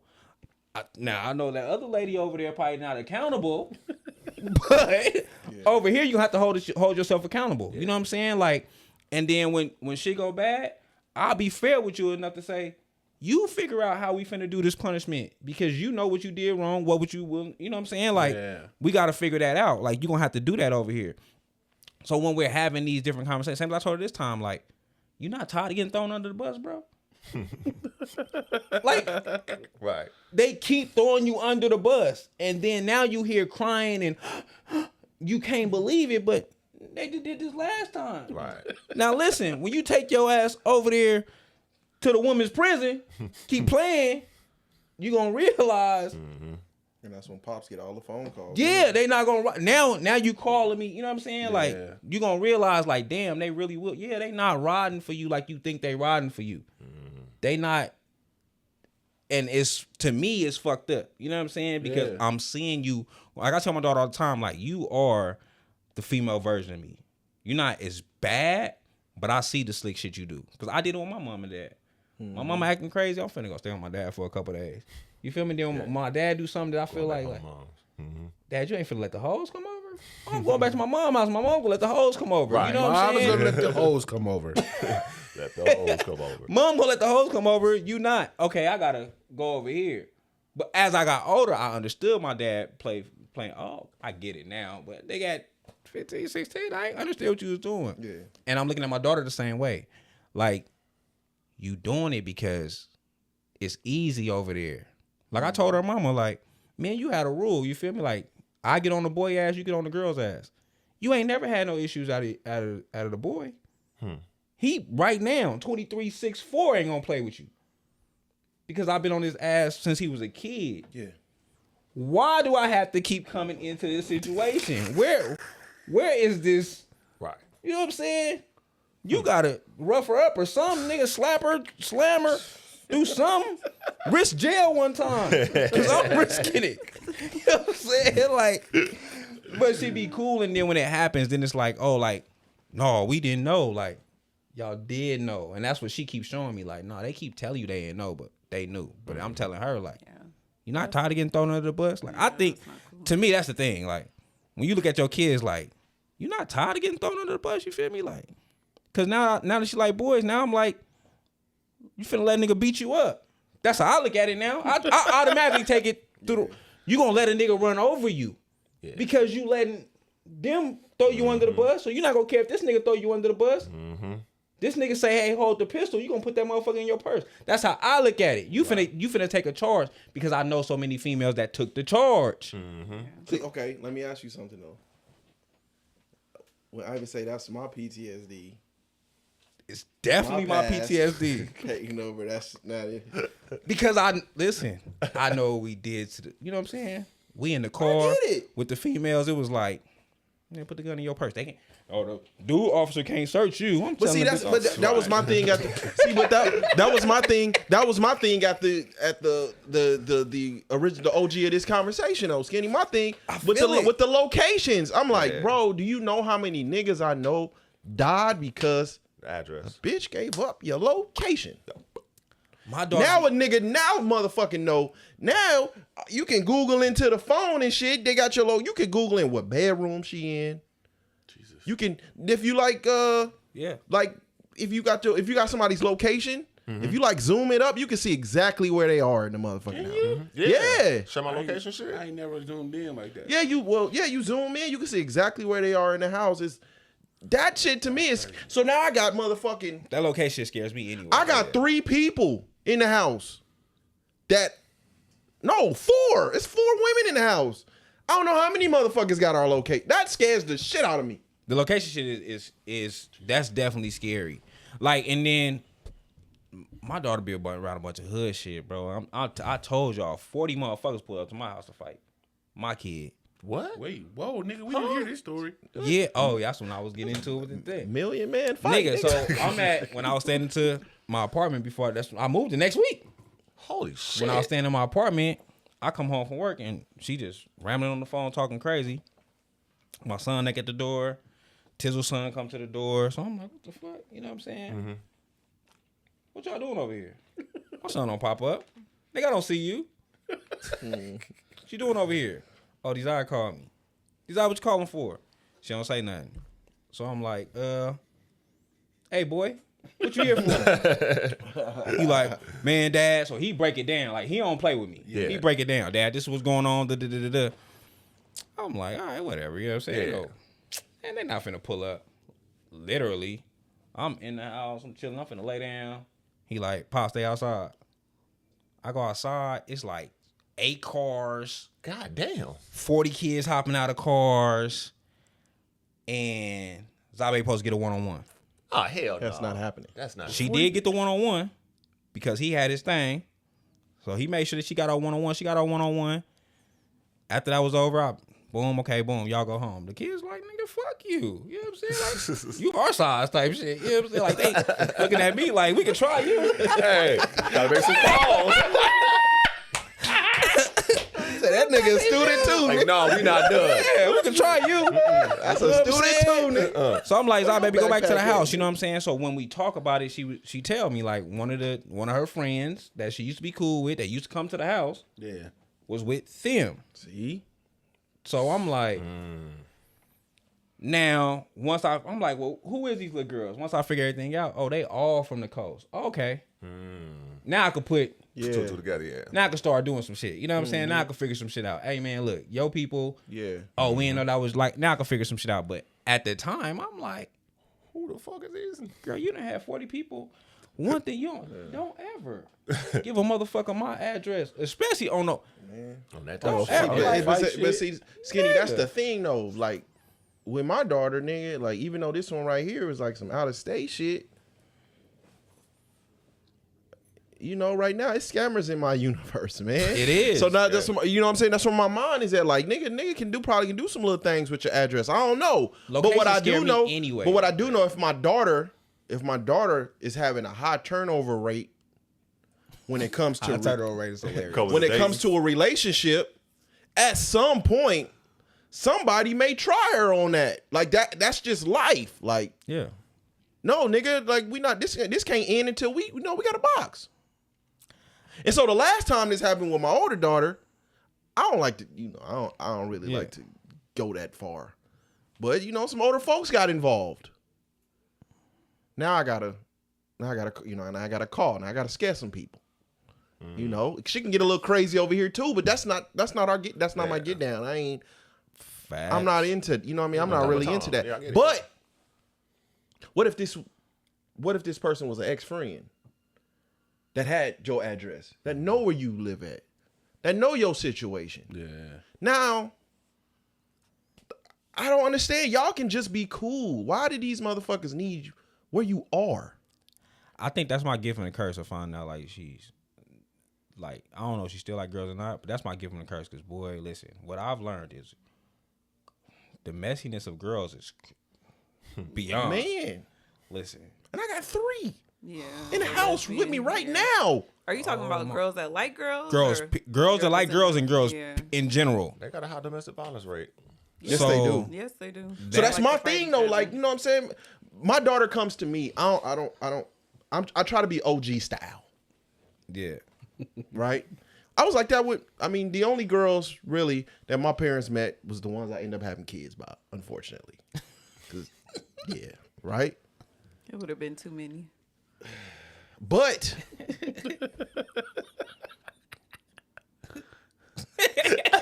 Go finish.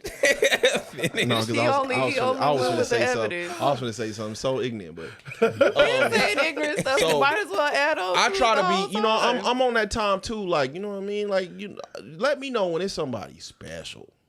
Yeah. My son kind of fucking forced some shit.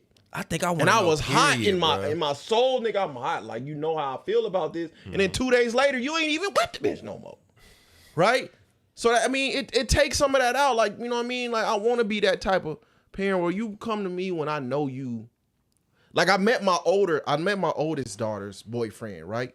And even then, I still, I respect it because she been with him for so long. But y'all ain't been through no real shit yet. She be 21 this year. Y'all ain't been through nothing. Like my son right now going through it. Right? He like Pops, the pride.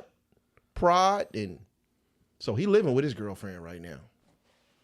Going through it. Now he's starting to understand what it's like when you ain't got no power, when you up under somebody else's roof, when they can dictate how they feel about you at that time, when they mad. Now you less of a man because you ain't doing nothing up under her roof.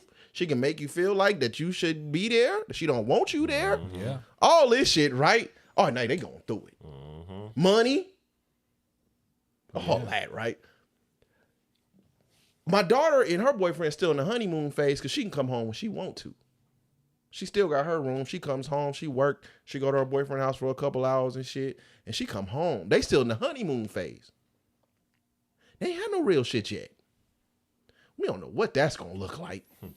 We don't know what that's gonna look like. We don't know what it's gonna look like when he come around another bad bitch. We don't know what it's gonna look like when she come around somebody she attracted to. We don't know. They still in the honeymoon phase. It's just them two in life right now. I love it. It's like the Titanic movie. Till all mine, they gonna get But I ain't seen no. I haven't seen. I ain't. prepare to get cheated on. It ain't been no real shit yet. You know what I mean? Right. What happens when one of y'all get bored or some shit? We don't know yet. So, but I'm telling him like you can still be that. You can still be that. Boys don't get my boy don't tell me shit. Oh man, he came home crying. I think I met his girlfriend got a kid. Ooh. I don't think I didn't meet her and the kid until last 4th of July. But I always see like his mom would say certain stuff and she play grandma. I can't be no future step grandparent. I'm not number 2. Future step grandparent, nigga. I don't even try to know. What you mean? I don't know that little nigga. Whoever the little baby, his girlfriend. Cause I don't know her though. Yeah. He's never introduced a female to me. Yeah. All the ones that I know of is because his ex-girlfriend still do my daughter nails. Mm-hmm. So I know of her because of my daughters. Yeah.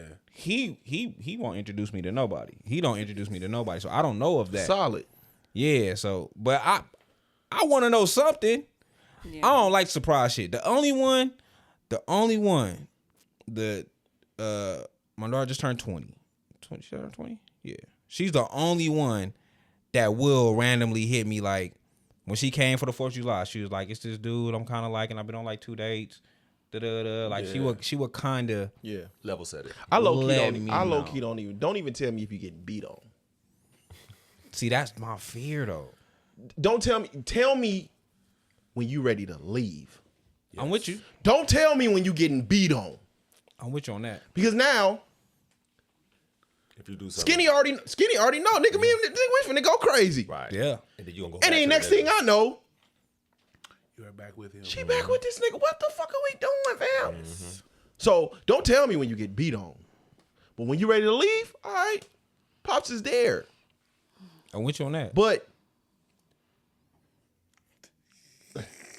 why are you like... I would like to hear the female perspective in the room. Oh shit. I think that what I'm hearing is that the type of parenting that you do from like a father's perspective, that breeds like sneakiness, lying. I feel like at least because it's like you don't want to know nothing. Don't tell me nothing about anything that's going on in your life.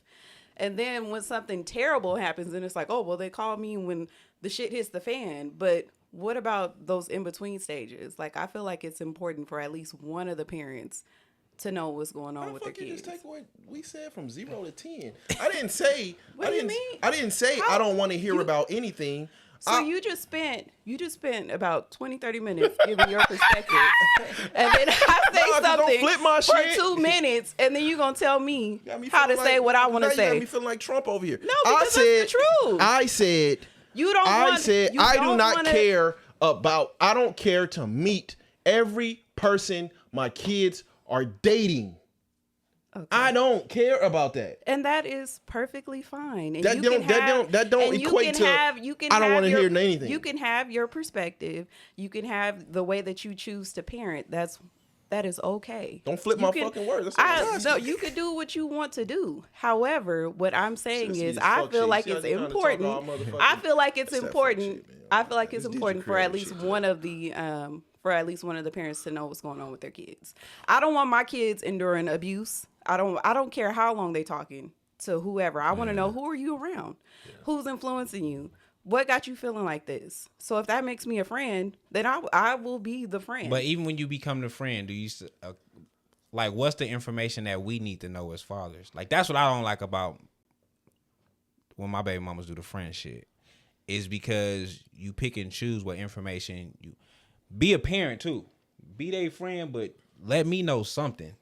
Don't wait until they blow up, then be like, well, I kind of knew. No, because now I'm mad at everybody around. Right. So, but you're mad, but you also have to take into consideration, what did you contribute to that environment to make it to where nobody wants to come and tell you anything? Are you approachable?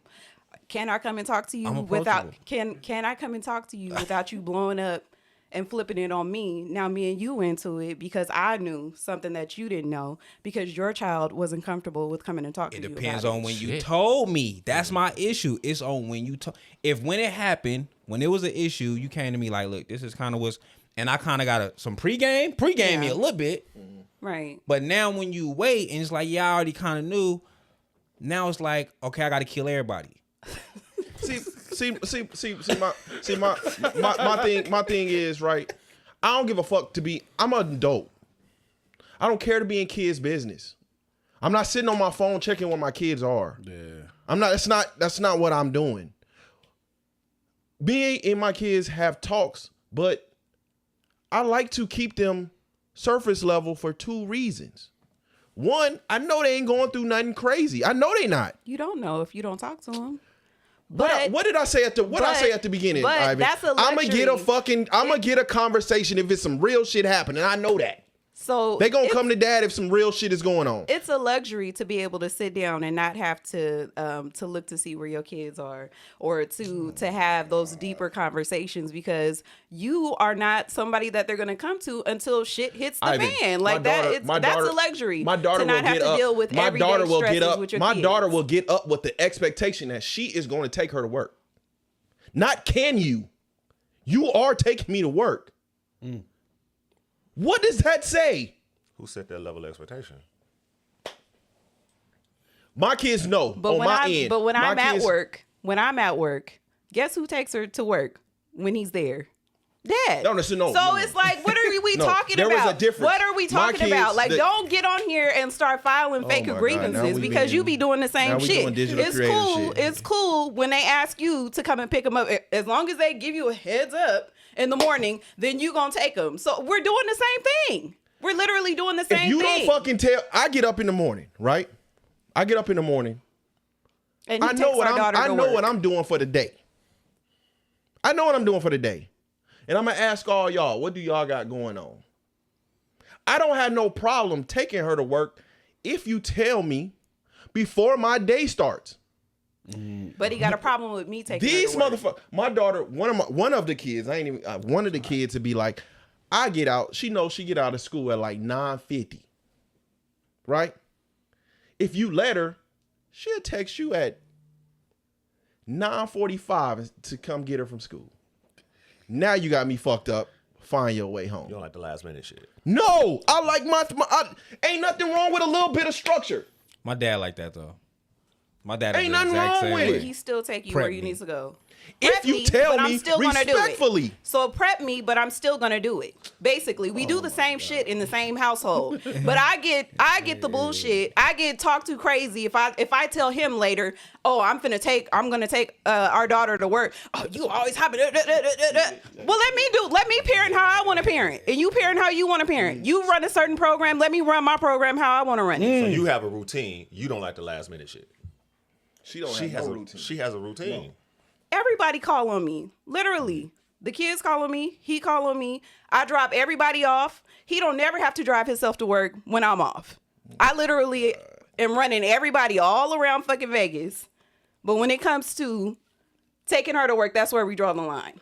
I told her. I take her. Like, what are we talking about right now? You feel overwhelmed with your workload? Because you take her too. I told her. I said. You feel overwhelmed with your workload? Like doing everything for everybody? Do it matter? No. I told her, I said, no. you know why it don't matter? You know why it don't matter? It's because she liked the way it makes her feel.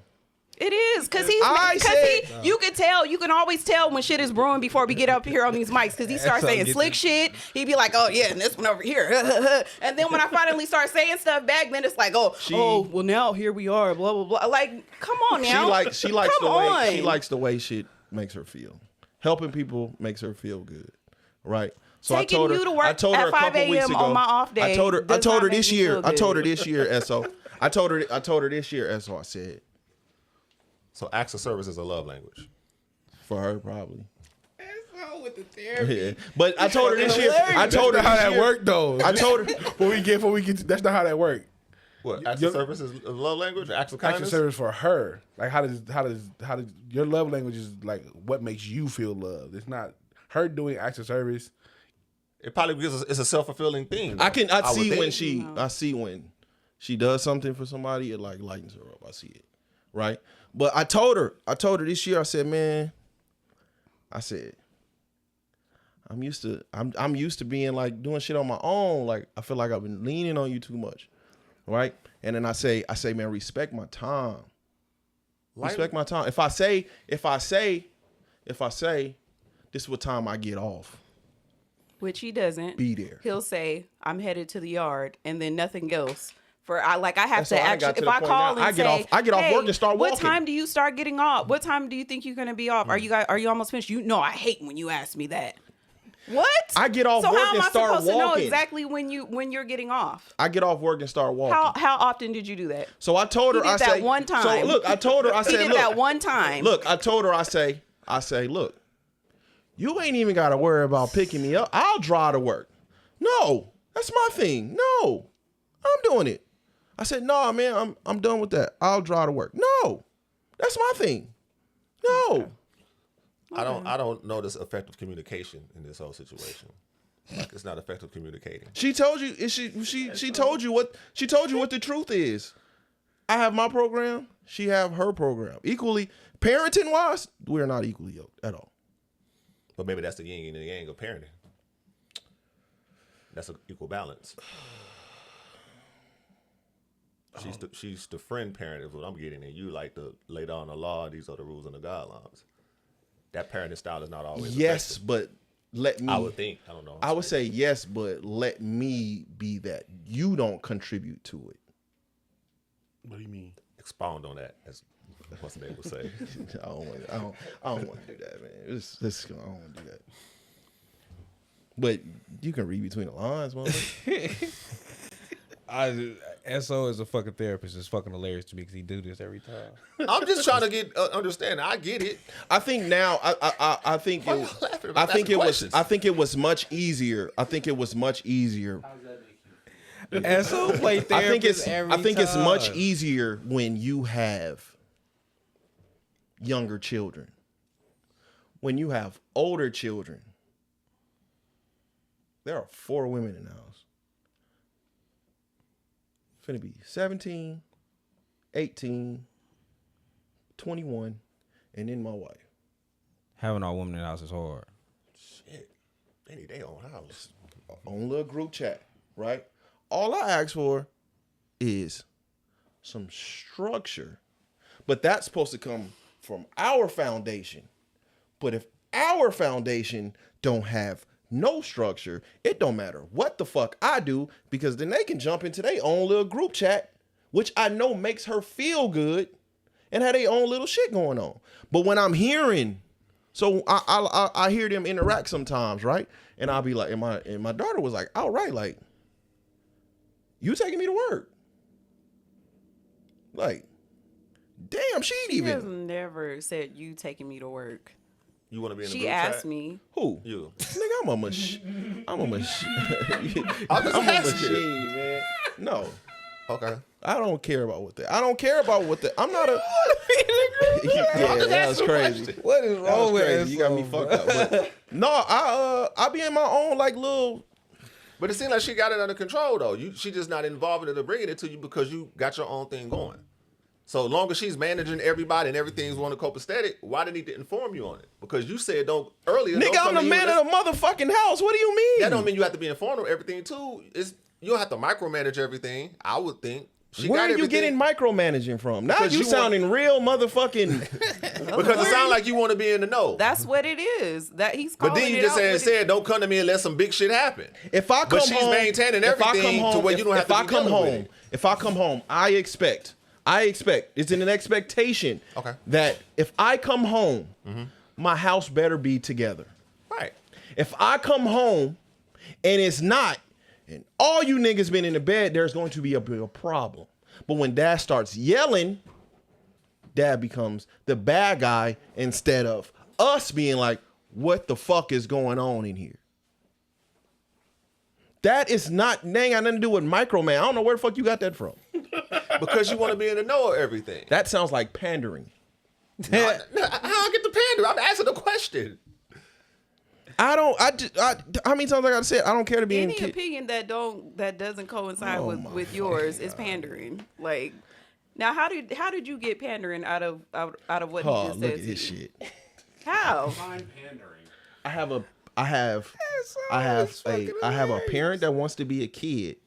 I don't want to be a kid. And see, and see when you hear those type of things, right? Now, because he does not favor my type of parenting. He does not think that that's the way you should parent. Clearly, because he feels that way, he says those little, negative shots or whatever. And it's like, I'm supposed to just be like, oh, okay. Like, how can we be on the same accord if you don't show respect at all? Like, when you say things like that, that's very disrespectful. And you say it in a slick way, like it's just supposed to go under the rug.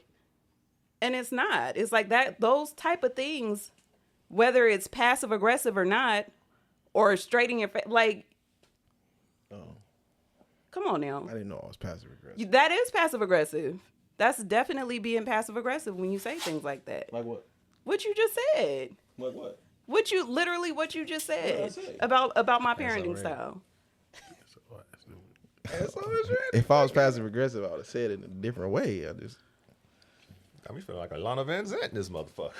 Man, listen, I feel like when it comes to Nzala Van Pan, motherfucker. I don't know what parenting. Well, I'm learning what parenting in a relationship is like now. Our parenting is like you and maybe moms, but we in the same house. See, it be shit like that. That shit be, cause my dad the same way. My dad, you gotta prep him to everything. Like he won't. Even when I was in school, it's like right now, if I'm finna get off work and I'm like, "Pop, somebody just come grab me," I gotta tell him like in advance, so he could prepare his day. That makes sense. Okay, you get off of this time. It's a respect thing. Respect my time. I get it. So my dad do this. My dad do the same shit. I don't want to be your friend. I just want to know before it blows. Like, I want to know something. Give me something.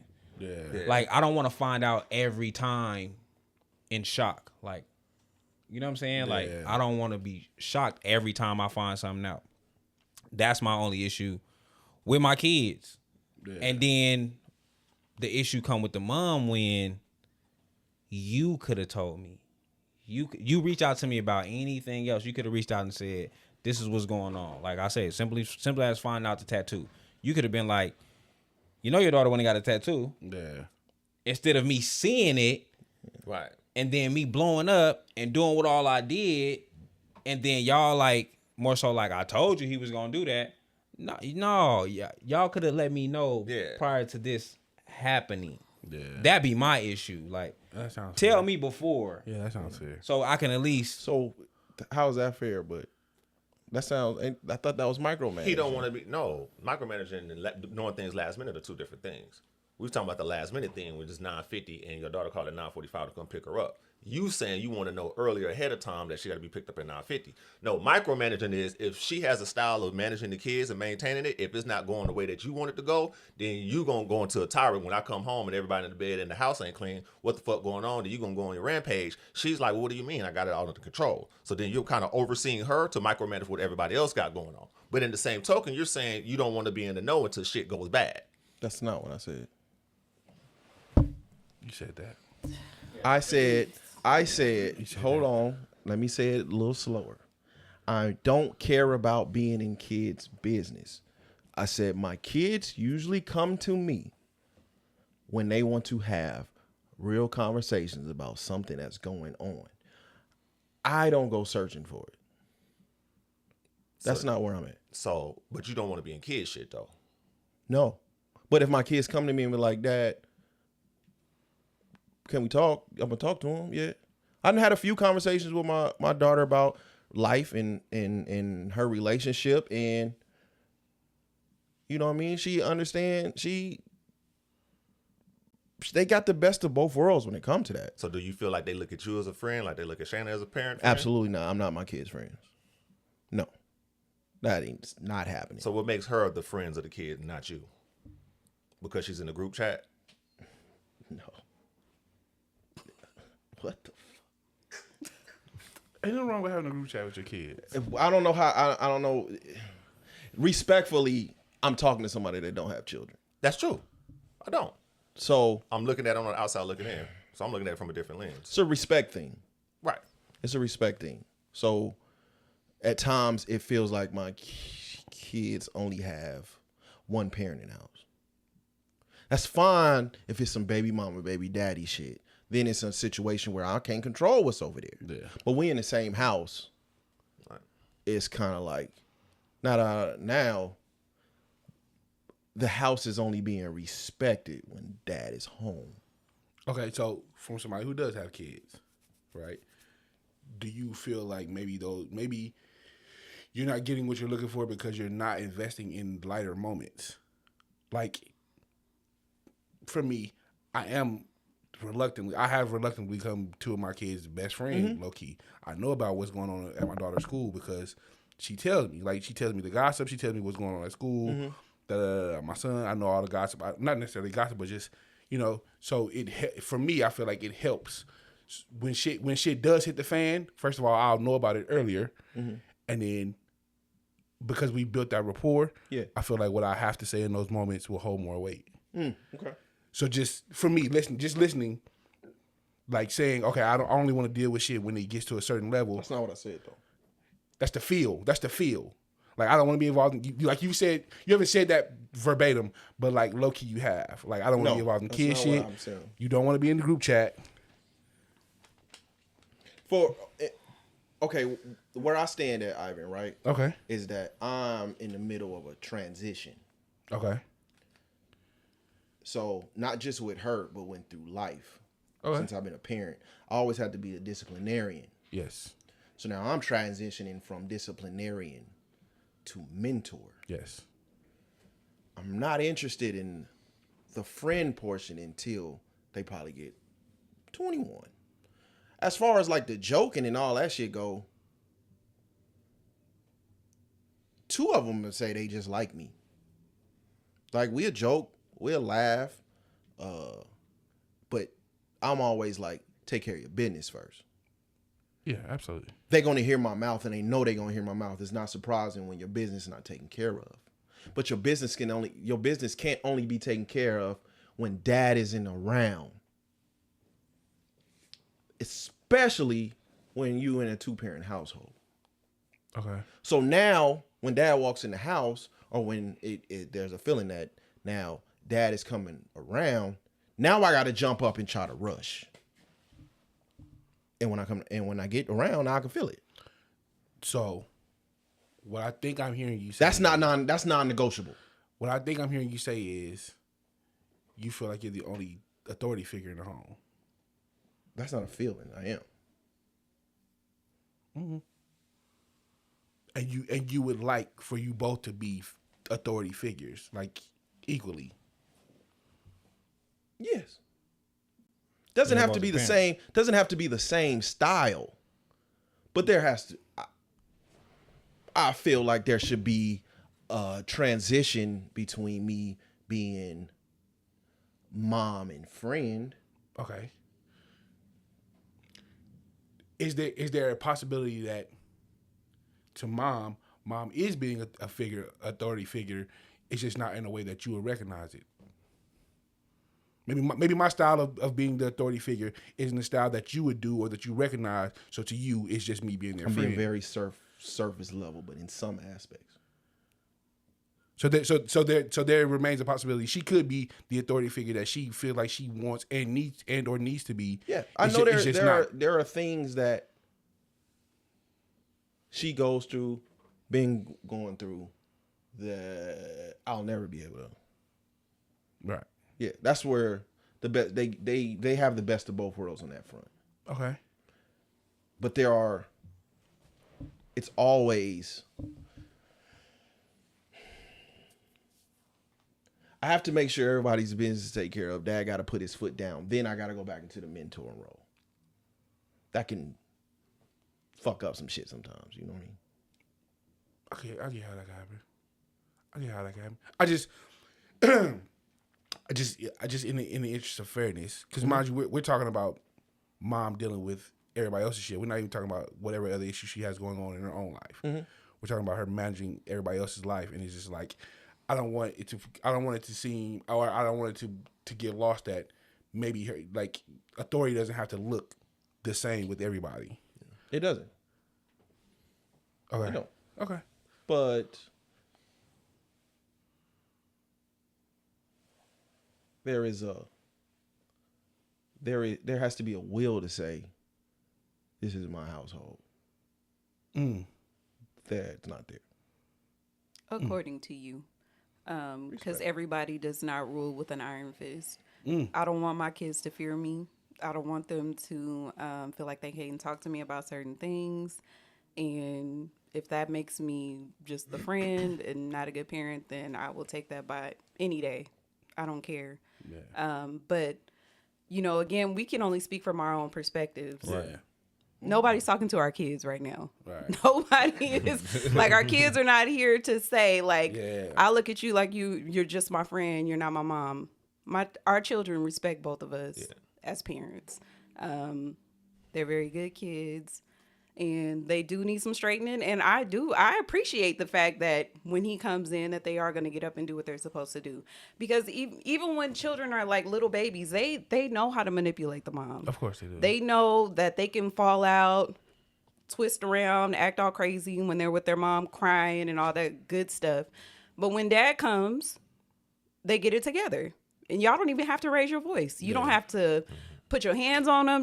We can scream, yell, do all the things as moms, and they will continue to do whatever they want to do. But when they have their father come around that probably has never touched them, never whooped them, anything other than maybe raise their voice, and they break down. It's just, that's just the natural law of things. Like when you are around someone with masculine energy, that's just, it works in your favor, honestly.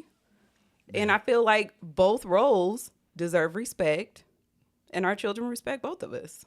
I agree. At the end of the day, I agree. Cause I kind of look at it like a job structure. Like, the supervisor I deal with day in and day out, the way I interact with them is gonna be different than the director. Then the big boss who I see once a week, once a month, or however, if I ever see you at all. Like if I only hear from you when I done fucked up, my relationship is gonna be different than the person. The interaction is that different. I talk to you every day. 100%. This feel like an OG episode. This is good, man. This is good. We're going somewhere. This feel like guys. an OG episode, man. I know you and the fucking No, he knew. I'm being real he serious. knew here, like, but this is how views was.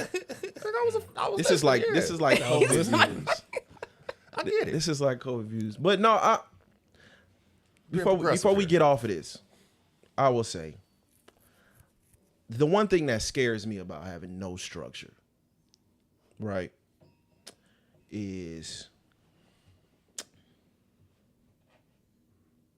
one of my daughters, I think will do very good in life, right? I don't know what the fuck my kids gonna be. No. I think as a parent, man, when they become adults, that's when your parenting comes into play, right? Facts. Yes. Right. And we only think about it from one side of things: job, life.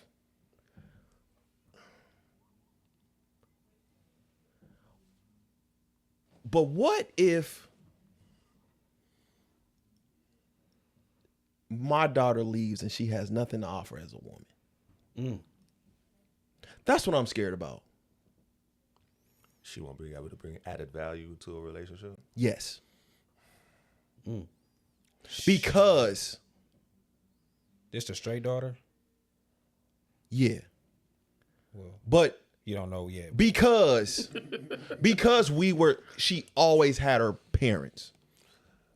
She never really had to figure out nothing. She never really had to really figure out nothing. She never really had to work through nothing. She always came home to a meal, so she never really had to, you know what I'm saying? She never had to really get into the kitchen. Did you allow her to be able to fail in a controlled environment? Like, let her figure out everything on her own, and if she failed, it's not like a detrimental to her life or something, but she's failing in a controlled environment where you could pick the pieces. I think my oldest daughter has probably lived the best life. She hasn't had many obstacles, So I think which kind of scares me a little bit. I think that's where the parenting get blurred at, right? Because they both had the same parent.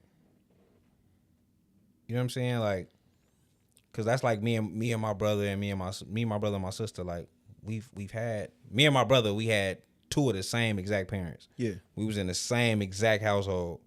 You feel me? And we are complete opposites.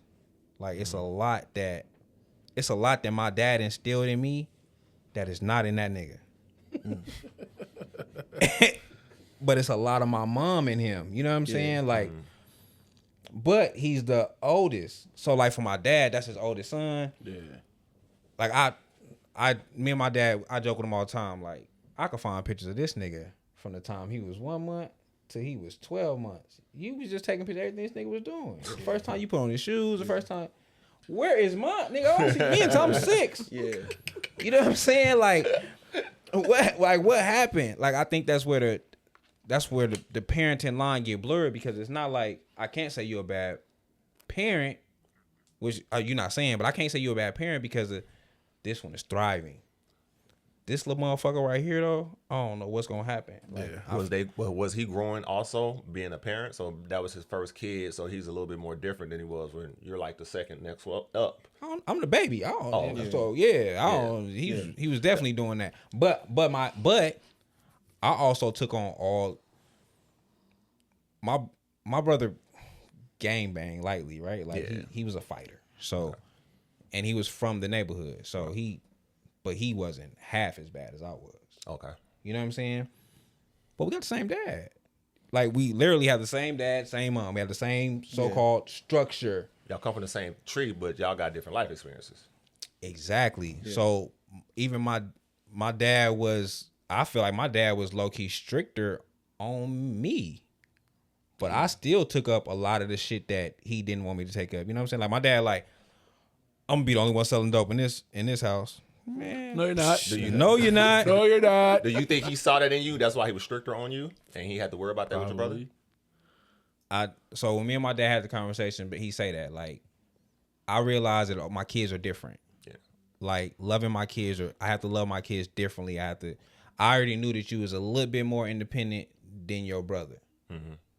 So yeah, like, yeah, you caught the back end of it. You know what I'm saying? Like, so I get it, but at the same time, like, you wasn't, to me, a lot of stuff that my dad instilled in me was more so me going to sit down with my dad and have the conversation to, I want to figure out what it really is to be a man. How did you handle this? How did you handle that?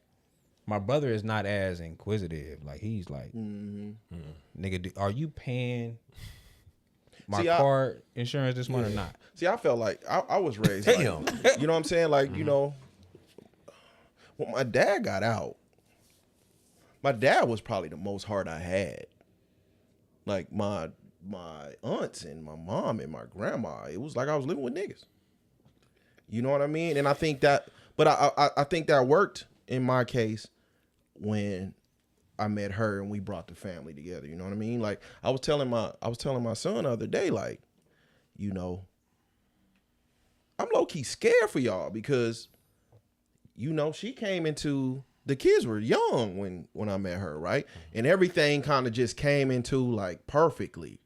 Like we transitioned from an apartment to the house, and y'all all grew up with two. You know what I'm saying? Yeah. That's a rare fucking story, though. Facts. Especially in this day and age. So all y'all know is mom and dad being together. Y'all don't know the shit that we go through. So I feel like he's in a situation now where like all you know is mom and dad being together. So you feel like you got to stay in that situation because that's all you know. With my daughter, I'm thinking ahead, like the platter was like the red carpet was rolled out for her.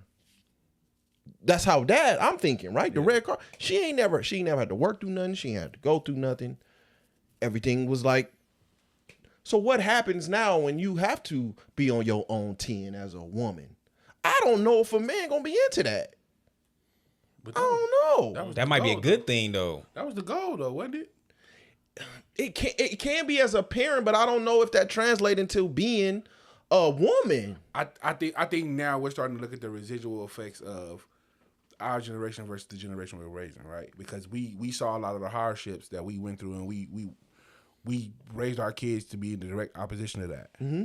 But then you look out until your kids get to a certain stage, and you're like, damn, I complained about it. I complained about what I went through, and I don't want my kids to go through something similar. But it taught me things that I didn't value until I saw that my kids didn't have those things. Mm-hmm. My kids don't have that hustle. My kids don't have that situational awareness. My kids can't take care of themselves by themselves. Yeah. Like at 10 years old, I was riding a bus from one end of town to the other by myself. Like, and I wouldn't, as a parent now, I wouldn't dare let my kids do any of those things. But it taught me how if I need to get somewhere to go somewhere, I don't have to sit on my ass and wait for nobody to do it. I don't have to call no Uber. I don't have to do nothing. If I need to get somewhere to go somewhere, I can do it without anybody's help if I need to.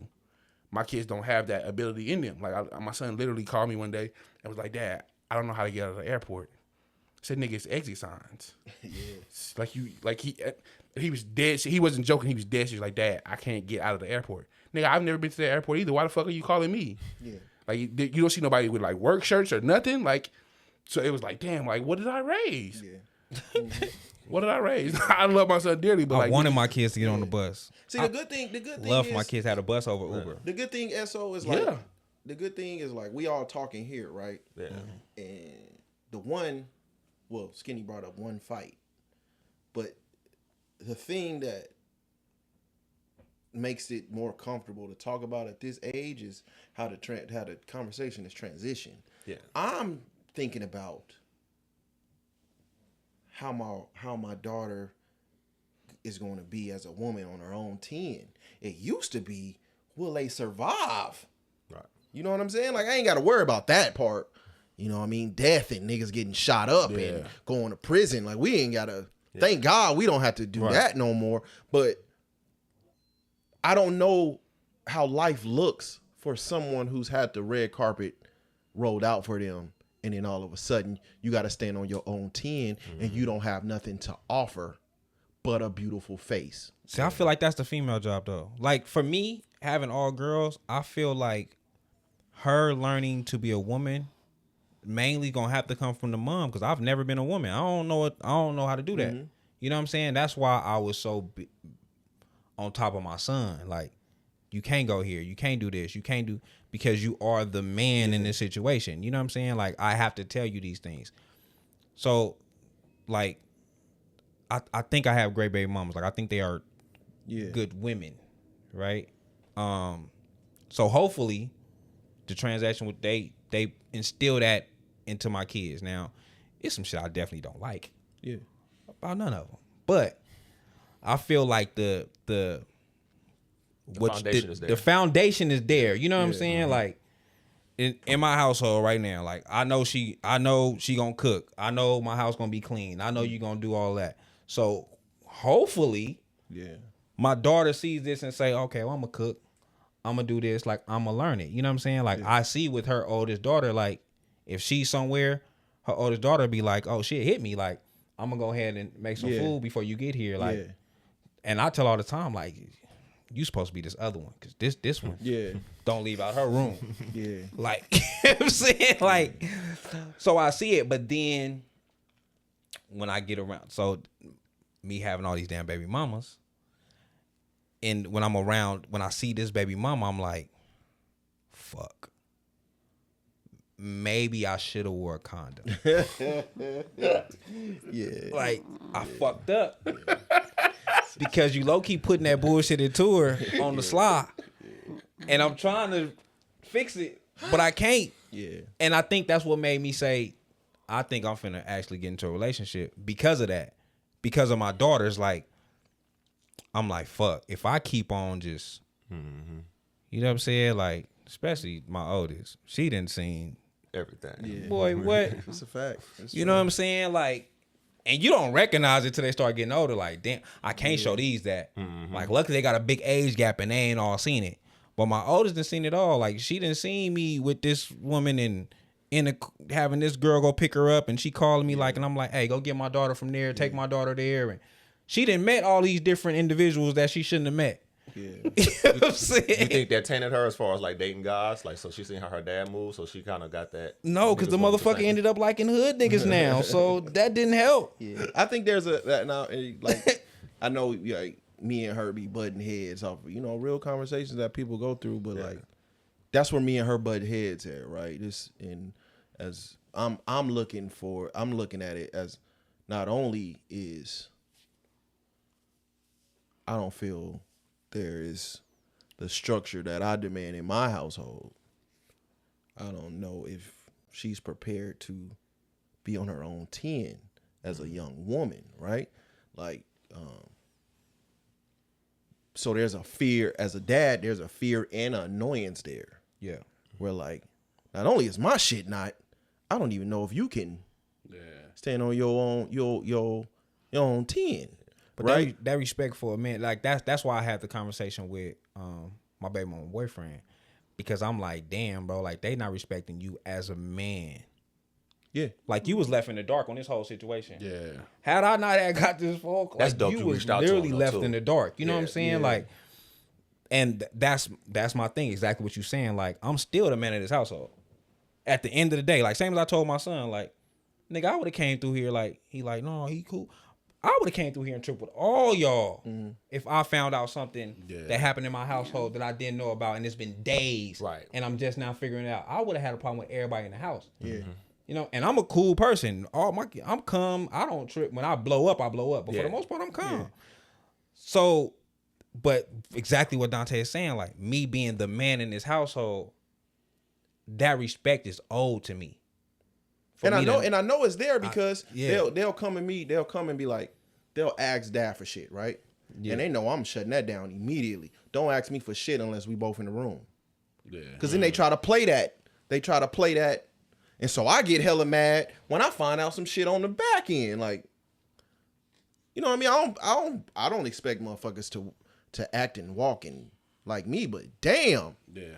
Okay. You know what I mean? That type shit. But again, man, our kids are not bad. You know what I'm saying? Like my daughter right now, I done came up in here a few times and was like, bro, assistant coach is writing on the wall, nigga. She's so trash, right? But I watched her grind. She's cried on my shoulder. I heard all the complaints and I'm not playing and all that shit. To now her senior year, she balling out, nigga. It's a whole nother person on the floor. right. And it's crazy as a parent, Steph Curry. because we just went through this with my oldest son, and his senior year was terrible. Now He was injured though. He got That was injured his right in junior going year. into it. Oh, his senior year, it wasn't that good. But my daughter, for her senior year, nigga, she balling out. so she got action. Nigga, it's crazy as a motherfucker to go from dad, I ain't getting no playing time, nigga. I got to the point where I had to like talk to the coach and shit, right? Like I know I know my daughter trash, but I know she ain't this trash, right?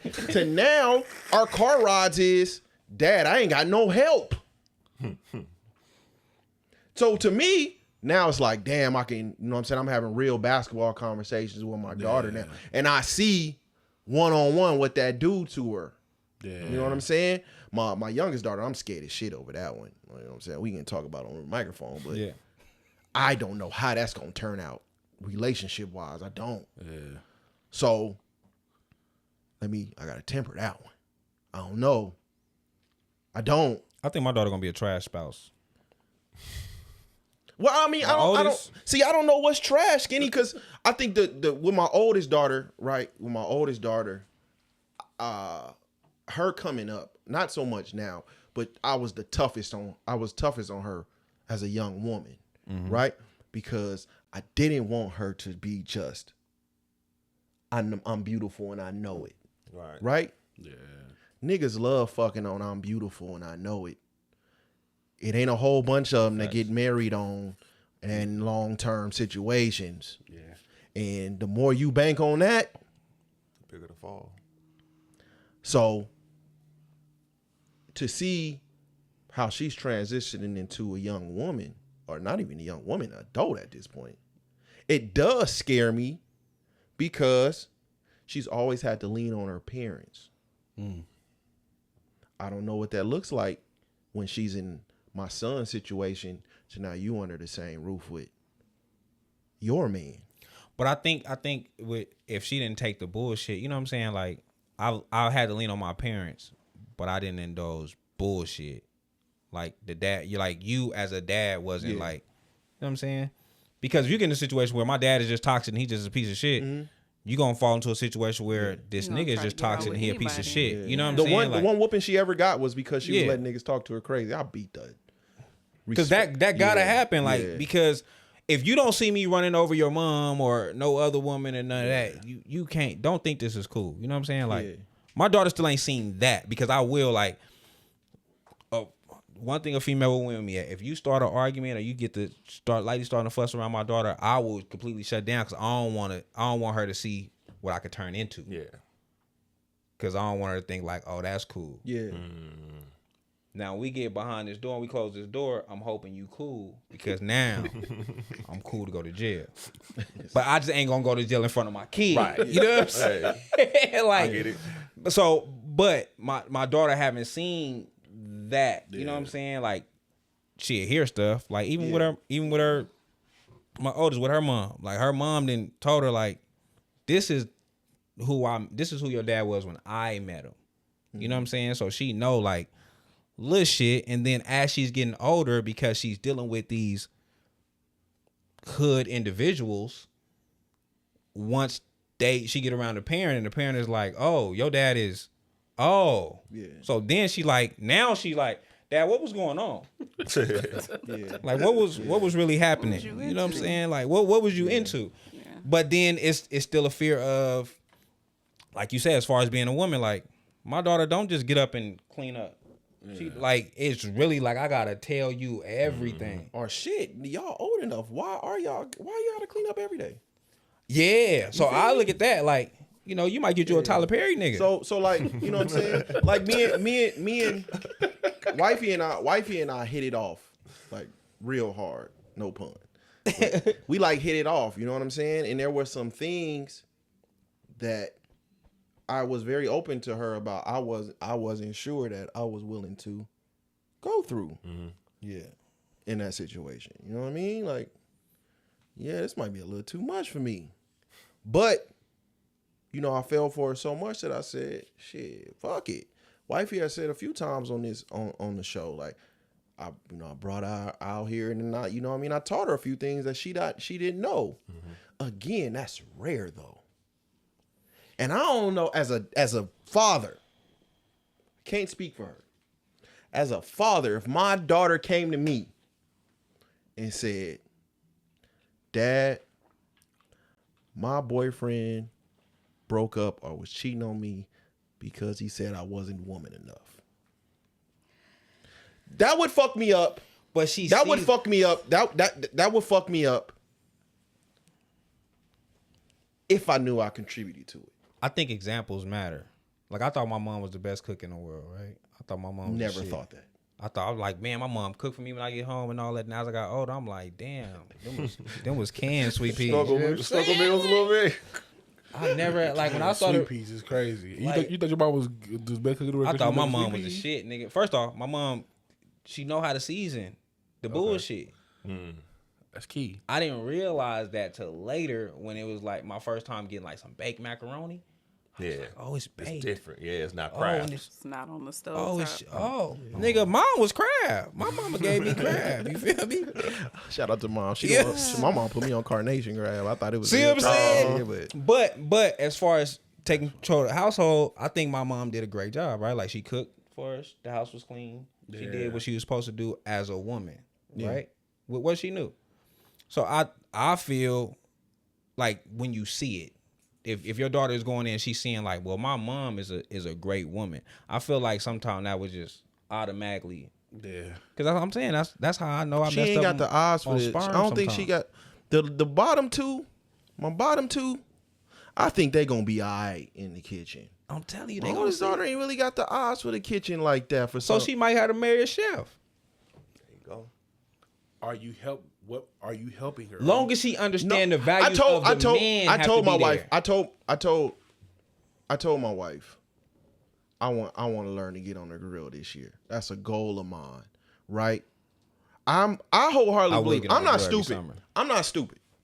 If I wouldn't have never met her, I know I would be a trash father.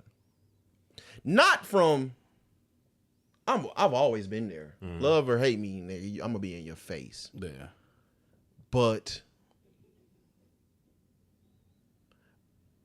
remember when we went bowling?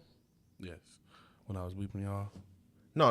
When we was that? No, when we whooping went us. bowling. That's when Yes, that's I when was, Ebony had took that pre-workout that day. She was dogging Oh, us that out. time. Okay, Remember yeah. that? And Stone said something to me that was so motherfucking cold that like hit my soul. He was like, "Look, bro. I wasn't raised to love. I was raised to survive and get it." That's the thing. And I was like, whoo, somebody know where I'm coming from. I can That's most of us. I can hustle. I can go get it. If I have a goal, I'm gonna smash that bitch. I've had one job. All that shit I can give you the full motherfucking playbook on that. Right. Right? But the love part, I can be there. Damn. But the love part, I don't know what that feels like. On top of me losing one. Yeah. So now I'm really out here like, and that's what I feel like, shit, I do. I lean on her on that aspect. It was like, but I don't know how to sit there and be sad. Like, I don't know how to sit there and be sad. I gotta move. Yeah. I gotta move. As I'm getting older, them feelings just be creeping in sometimes. So yesterday, was it yesterday? I think it was yesterday. I'm talking to the girls and I'm talking to my girls and I'm like, it was the first time I was like, this is how dad feels, but this is not to bypass how y'all feel. It's the first time I ever said that. Cause usually I'll be like, man, get this pussy ass shit out my face. Not like, not like that, but not like that, but it'd be like the shit that y'all think y'all going through. It ain't that serious. I think because I got all girls, I don't know why, but I be having to tap into that. Like, what's going on? You know what I'm saying? Like, because right now, my 3-year-old, she will, boy, listen. I have to hold her like, what's going on, baby? Like, Yeah. are you okay? And it's a 3-year-old. Like, I got to get empathetic with a 3-year-old, right? Like, she will tear my house up until I say, Daddy, sorry. Kiss her on the head, like, hug her. And then she calm down and just go to sleep. Yeah, so because of that, I've learned that. But I definitely was the same way. That's that's the baby. He got me wrapped around his motherfucking finger. See, and I all of them got me the same way. But there's also a distance. Cause he remind me so much of my middle son. So me, like kids and like my kids included, I'm scared to attach to anybody. So that motherfucking feeling there is it a fear of loss? Absolutely. But now it's like, for a long time, I was just, I was dad, like, but just dad. I wasn't there emotionally. I was kind of like in my wall. See, I don't think my parents was emotional either, but I don't remember my dad saying he loved me until I damn near died. Oh no, I always say that. But now when my dad started saying it more often, it made me to start like when I start having kids, like I make my kids, my nephews, like I always said. But at first I just thought that's just not what you say. Yeah. You know what I'm saying? Like until my dad said it, and then when I went to prison, he was saying it more often. I'm like, okay. Where this coming from? It's a lot of shit, man. Like on my own already. On my own, I already started digging into like therapy and shit. You know what I'm saying? Like and actually sticking with it. Yeah. Because I think you think less of like. I think my dad thought less of me until I became an adult. I don't think less of anybody. Like my family is my world. I think my problem is I am not attached to them how I should be. Yeah, I think my dad. And it's like I go on as like business as usual, but me not wanting to attach to anybody is a defensive mechanism because of what I felt. Right. You know what I'm saying? Losing. Was it like that prior to losing? No, that was probably the best. Prior to him, as a family, that was probably the closest we had ever been. So I can only speak for me. So all this is a residual effect of his death. Yeah, I think so. I think so. But he was so attached. Yeah, but it's like losing that. Yeah, because It's my thing, hard, I'm like, yeah. DJ was so attached. He was, you know what I'm saying? soft But as he shit. was so attached. Like, we be at the basketball practice. Yeah, he was. Like, he was so, Everybody. Yeah. he was cool with everybody. Like, it's like, this dude is cool with every, you know what I'm saying? Like, he helped out my boy, can't get right, just graduated. Congratulations. Shout out. Got right. Get right? Got right. Can't get right. Got right, baby. Yeah. You know what I'm saying? Like, he was attached. Like, so I guess I see it because he was attached. Like, So losing that fucked me up, man. That fucked me up in different ways than, so it's like, damn. It's easy for me to like because be he's in my, seen his big brother dribble. He want to dribble. It's easy to be in my own little box. You know what I'm saying? I'm used to that. Yeah. Like I think I've been telling the wifey that the last couple of days. Like I don't give a fuck about being alone, right? Cause she'd get up, she'd probably get up and leave or some shit. We and a couple times like I don't give a fuck about being alone. I've always been alone. That's always been nigga. I've been the one man army for a long time. Yeah. And I be trying to get myself up out of that, bro. it's hard, man. But it's like now, you know what I'm saying? I got goals and shit I want to, you know what I mean? I'm looking into therapists and shit, and I got goals. I don't want to be leaning on nobody. How long you been going to therapy? I haven't been. I'm looking into getting a for real, like somebody that I can really like go see and stick with it. I'm about to say, yeah, you take about the 4th session before you start really hitting. Yeah, I ain't going. Shit. You ain't going? Nah. All right, before we get up out of here, my bad. Before we get up out of here, go ahead. So finish. What you got going on? Nothing really. Wifey turned 50. Had a birthday party last Sunday. Did that. Her family from Cali came over. They was sticker shock when she started singing the Dog Pound Reality, word for word. Her dad showed up. Shout out to them. Other than that was it. I don't know what I'm gonna do for my 45th in May. I may not do a party, but whatever. I'm fine. You 40? You gonna be 45? Boy, you at 45 for 45 years. Wifey? We just had another walk yesterday for Pretty Girls Walk. Probably our biggest turnout since we started. So it was really cool, especially to see. I don't think I'll ever get over seeing all of those women show up. And it's like I look at me and Jess, and I'm like, dang, we really all we did was like put the idea out there and just went for it, and it's just getting bigger and bigger. We had really bad weather yesterday, and I was like, oh my God, I don't think that it's gonna be as many people out there because of the weather. We had over 250 people that registered, not out there, that registered for it. So I was thinking we might, get maybe like a quarter of those people out there, but it was well over half showed up yesterday, and they had their umbrellas and everything. Oh, they was ready to walk in the rain. Oh, they was finna walk in the rain, okay? They were more prepared than we were. Because I was ready to be like, okay, well, sorry, ladies. Well, you know, the weather's bad. We're about to pack this on up. But it ended up turning around. It just sprinkled for a little bit. And it was a really, really good turnout. It's crazy to see how impactful you can be on a community, and you just feel, you feel small, and then it's like you have all these people show up for something that you put together. So it was really cool. Was this a collab? No, it was just me and just Pretty Girls Walk, just me and Jess. And like we got a lot of really, really good feedback too from, different women just thanking us for putting it together, because they're like, there's a demand for this, and it's definitely a space that is treasured in our community. So Nice. that's That's really dope. cool.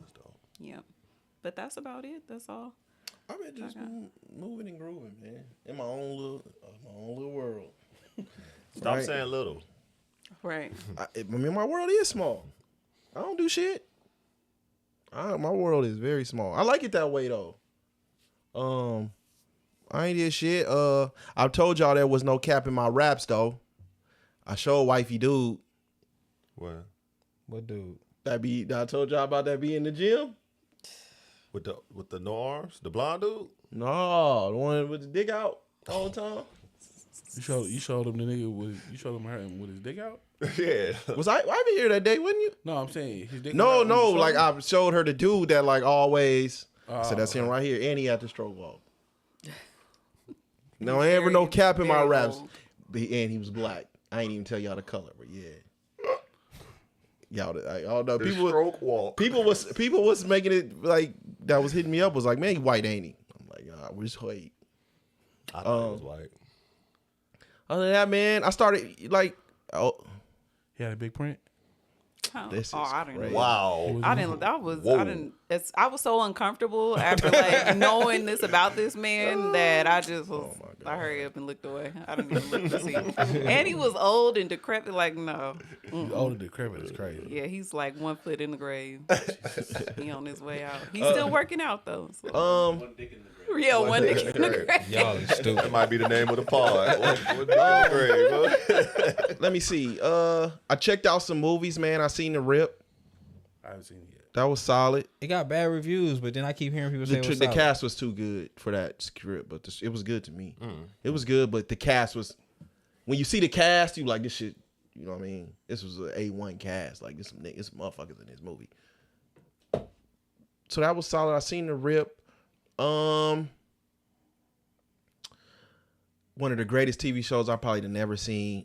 It's still called gotta see it. 11/22/63. You heard of it? Oh, I ain't seen that one. That shit is amazing. It was on Hulu. They said they didn't do a good job, but it just came out on Netflix. It's a Stephen King joint.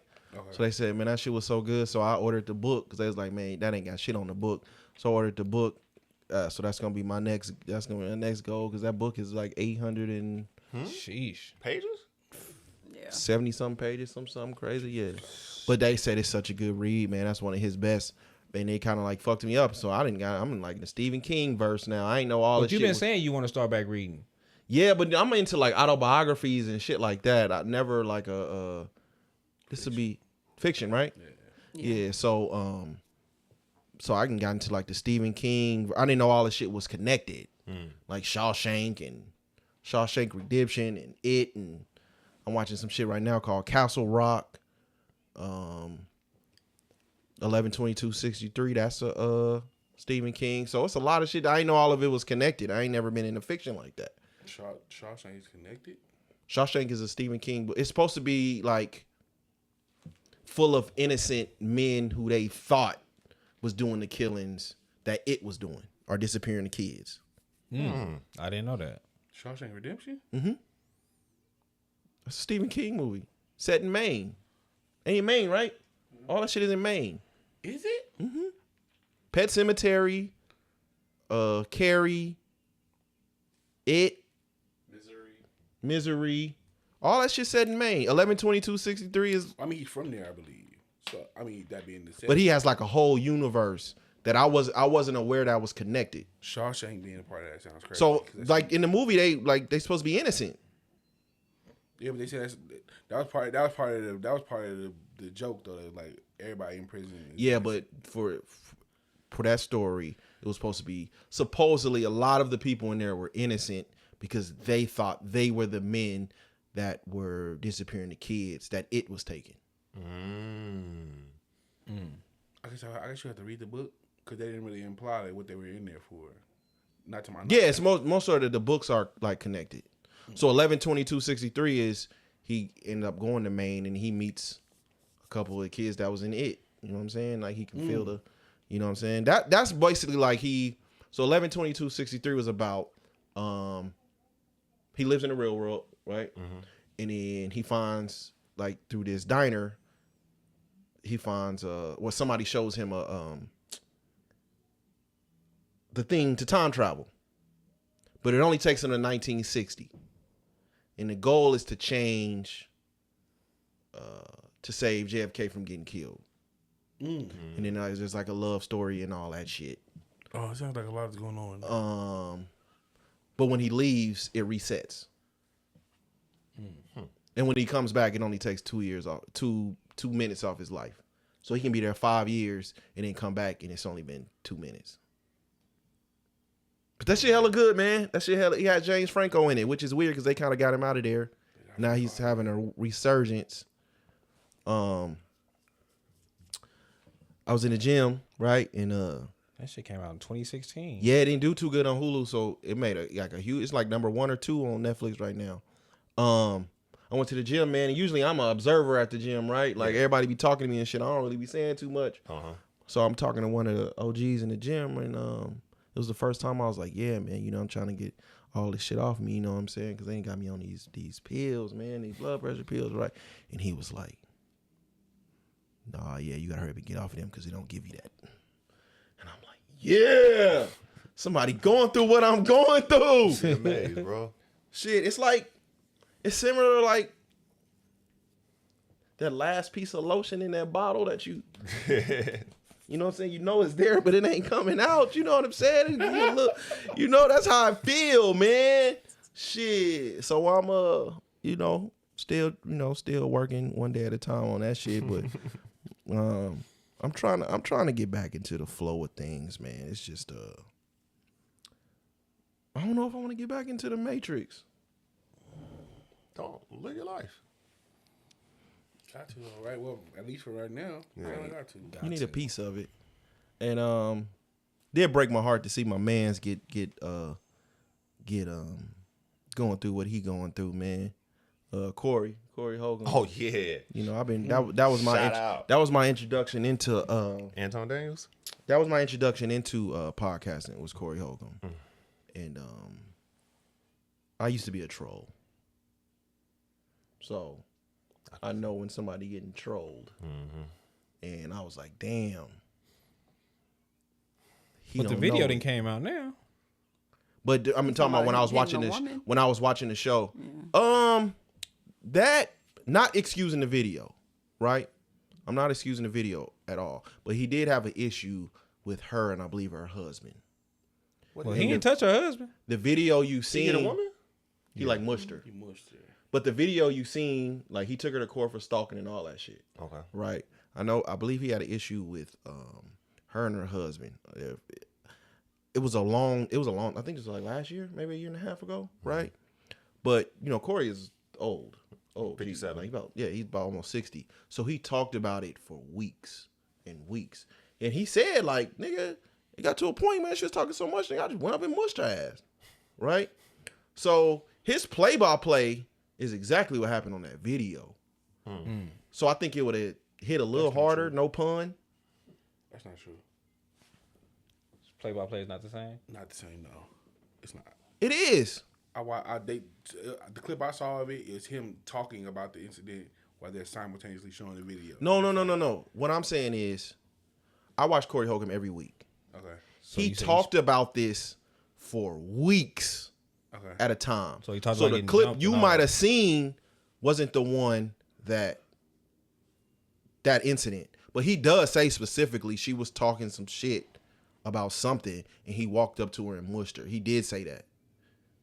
And so when I'm watching the video, it didn't surprise me because I was tired of him talking about it. Yeah. Because at this time they going through court, they going through litigation, they all that shit. He had lawyered up, all that, and he talking about this shit for what seemed like I'm talking about every week. I'm like, God damn, man, shut up talking about this shit. So for people who actually know what happened, it ain't surprising. So it's not hitting the way it should be. You went to one of his shows after the incident, right? Didn't you see Corey Holcomb? Yeah. Was it After the incident? Or was it before it? I don't remember, but he talked about it for a long time. Because I remember I'm you went talking to about his... for maybe. Is he coming back out here? Or he just came He out here? just came out here. He talked about it for maybe 4 to 6 weeks straight because shit just kept on happening. So I'm thinking Anton probably paid somebody to for that video because the venue wouldn't release it. But I think he's old school. He don't really hide too much. Is like, because I watched the encounter. Yeah. Then I watched Anton speaking on it. And The thing that don't work for Corey is that Corey talks so much shit, and sometimes he talks big shit that when you in that moment, you got to back up that big shit you be talking, right? Mm-hmm. And I remember, and I was listening to Academics, and he said, "See, this is why the internet don't work for the street niggas, because now when you put in a position to where now you got to lay down the law, You gotta do something. you got to do something, or you automatically lose." Mm-hmm. Facts. And that's why no one was looking at Anton in that situation, because Anton went out there like, I can say, nigga, all Anton had to say was, "Let's go outside," and he win that situation. Didn't have to do nothing else. Said it 3 The times. onus was on Corey, because you talk the most shit. You always talking about fighting somebody. He said, "Let's go outside." 3 times. On his That's own why turf. that was the thing with me, and I think that's a big part. But Once you bring up some street shit on the internet and you keep saying it, people going to perceive you as being a street dude.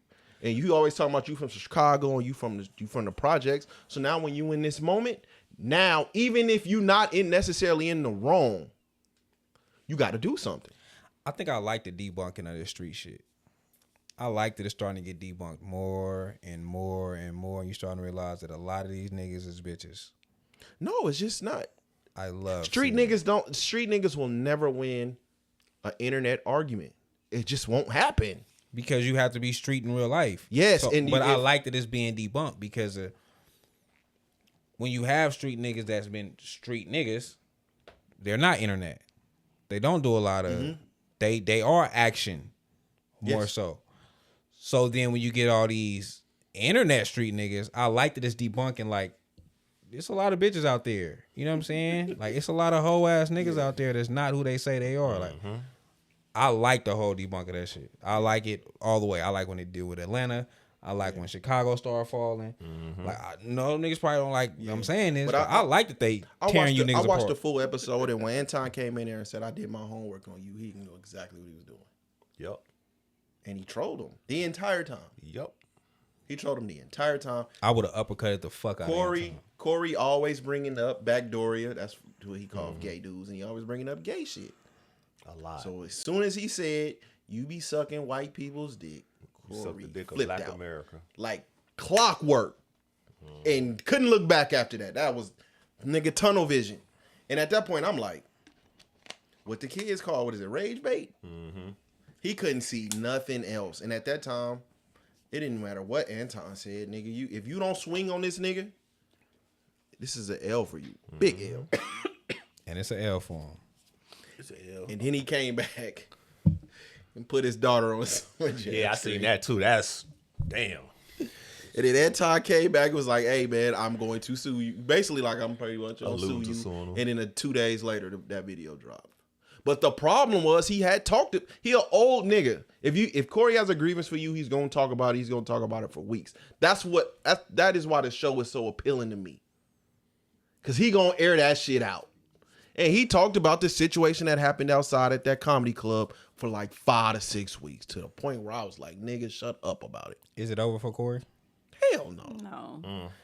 Nigga, it was Gotta keep Corey does producing. Corey does a 2.5 hour live every week. Right? The last live he did, it was 25,000 people on that live. He already does between 10 and 13 every week.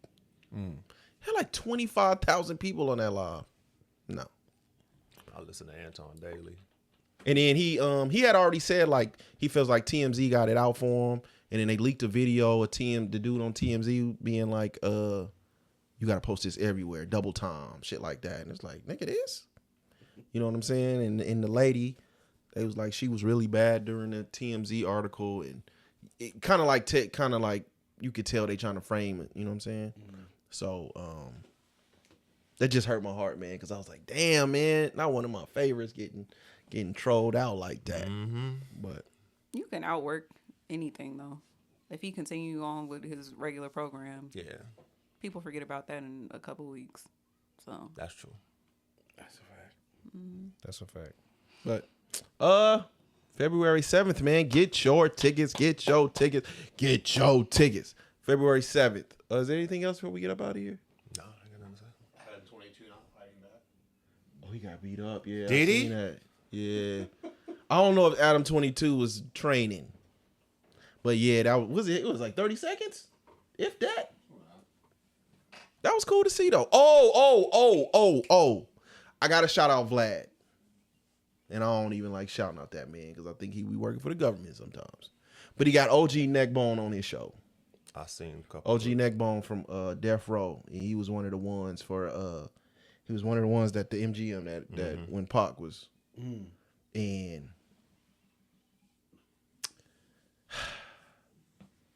my man got ingrained in the Matrix, man. Tupac? Yeah. Cause you know it was the rumor was always that Trayvon Lane dude told Pac that this is the niggas right here that stole my necklace. And he was basically like, I'm on you. no, he was basically like, Pac heard that from it was like secondhand information. He overheard somebody say it and took off. And he was like, man, this is where like you know what I'm saying? There's a bunch of niggas out here, you know what I mean? We all out here. Like we didn't need Pac for that. You know what I'm saying? He's like, we all out here. And he was like, he felt like his security went Hollywood. He tripped out on a few people because everybody was asking him why he ain't got his vest on. And he was like, man, I was trying to snatch his little ass up, but you know, Pac's small. So I couldn't grab him. He slipped out my hands. And he said he just ran up on dude and got the bop, bop, bop. It's crazy because there's so many different stories of that. But I know that book that I listened to, it's a lot of people basically giving him the information. So he's just getting the stories from different people that was around Pac. They thing was basically like Pac had just seen that fight. He was hyped and he just wanted to do something. He did say that. Mike said it in the interview that because you know he performed for Mike that night. Yeah. He did a different version of Ambition as a Rider, and Mike was like, you know, I had him so hyped up for the fight, and he felt like it was his fault. But Neckbone say he did hear that Trayvon Lane stole. I mean, Trayvon Lane was telling somebody else that's the nigga that one of the niggas. Yeah, it wasn't a direct to him. Like they was doing the plot, and Pac was already hyped, talking about the fight. Like, man, y'all, whoop. And then when he said it, he shows you how small that community was though. And Pac just dropped himself in it because he was like, nigga, you know what I'm saying? Like the nigga that's on trial now. He was like, man, me and Suge played football together, and Neckbone was like me and dude that got jumped. Orlando, he said me and Orlando was in the same police car together, and so all of them was like close. They was just gangbanging separated all of them, but they all knew each other. And then you kind of dropped this outsider into the middle of this, and now he was like, nigga, you know what I mean? This gangbanging, like nigga, if it was gonna be on, it was gonna be on. We didn't need you for that. You the rapper. We didn't need you. Yeah, they said that though. They definitely said that, but I never figured Pac was. I figured that's what happened. Like not the Tyson hyping him up, but I figured it was just like I've been around y'all and I want to try to prove in the it. Matrix Because they just told the story. The Bow Wow and the dude from French House Boys. He was like, Bow Wow first fight was with me. I can't see Bow Wow fighting. He's like, Bow Wow first fight was with me. Like, and it was the same situation. Like Bow Wow was already famous. He's already a star. Somebody was tripping with Bow Wow. They swing on Bow Wow. everybody get involved. They're like Bow Wow. Now Bow Wow beating dude up and all that. But I'm protected for the most part. You know what I'm saying? I feel like that about a lot of. It wasn't. These Bow dudes. Wow lost me as a fan when him and Soulja Boy was beefing. What? That was the end You of have Bow to pick Wow. a side. Yeah, Pick a side. Big Draco, baby. Soulja Boy was Soulja on. Boy side. Soulja Boy was on fire That's Big during Draco. that time. Nigga, you crazy as a motherfucker. Wasn't nobody picking nobody You over picked the Soulja Boy. crackhead side? You That's talking before he about was a early crackhead. 2000s? Soulja Boy was on fire, nigga. There was nothing Bow Wow was gonna be able to do during that time. Soulja Boy was that nigga. It was that nigga. crazy. What the That's how you fuck? my era was. But Bow Wow was that nigga too. Early what are we talking 2000s. about? Early 2000s. Mid 2000s Bow Wow. No. Bow Wow. Early 2000s. You, Fresh as I Miss was like 2004. was out. That was on the back end. what are we talking about? When he started beefing with Soulja Boy, it was like nigga 06, 07. Yeah, Soulja Boy. You created the crazy whole as fuck, internet nigga. That Bow Wow was that nigga. I mean, not Bow Wow. He always gonna be that nigga. Just what he did, but Soulja Boy was him. Soulja had streets. Bow Wow was still. We acting like Bow Wow just Had had the no streets. credibility at the time. Crank that. Crank that. She got a donk. She got a don't Turn kiss me my through the swag phone. Turn my on. swag on. Bird walk. Big Draco. Man, you crazy as fuck, nigga. Y'all, bitch, y'all. What So y'all you mean? just switch sides. Yeah. I definitely came with blood. Bow Wow got Fresh on Me is what? Oh, That was on the back end, and then later 04. on became Out of My System. Like Out of My System became a Out hit of My like System later gotta on. be like 06, 07. That was like 07. That's what I'm It saying. was They was, 07. Bow Wow was Whoa. still bubbling, bro. Bubbling, Soulja Boy Yeah, had the Bow Wow streets. was still. bubbling, Yes, he was still. He was Skinny. He So- still King was Soulja making had the noise. streets. bubbling. Big Draco. Yeah, like boiling. He was still. It was over. It was over.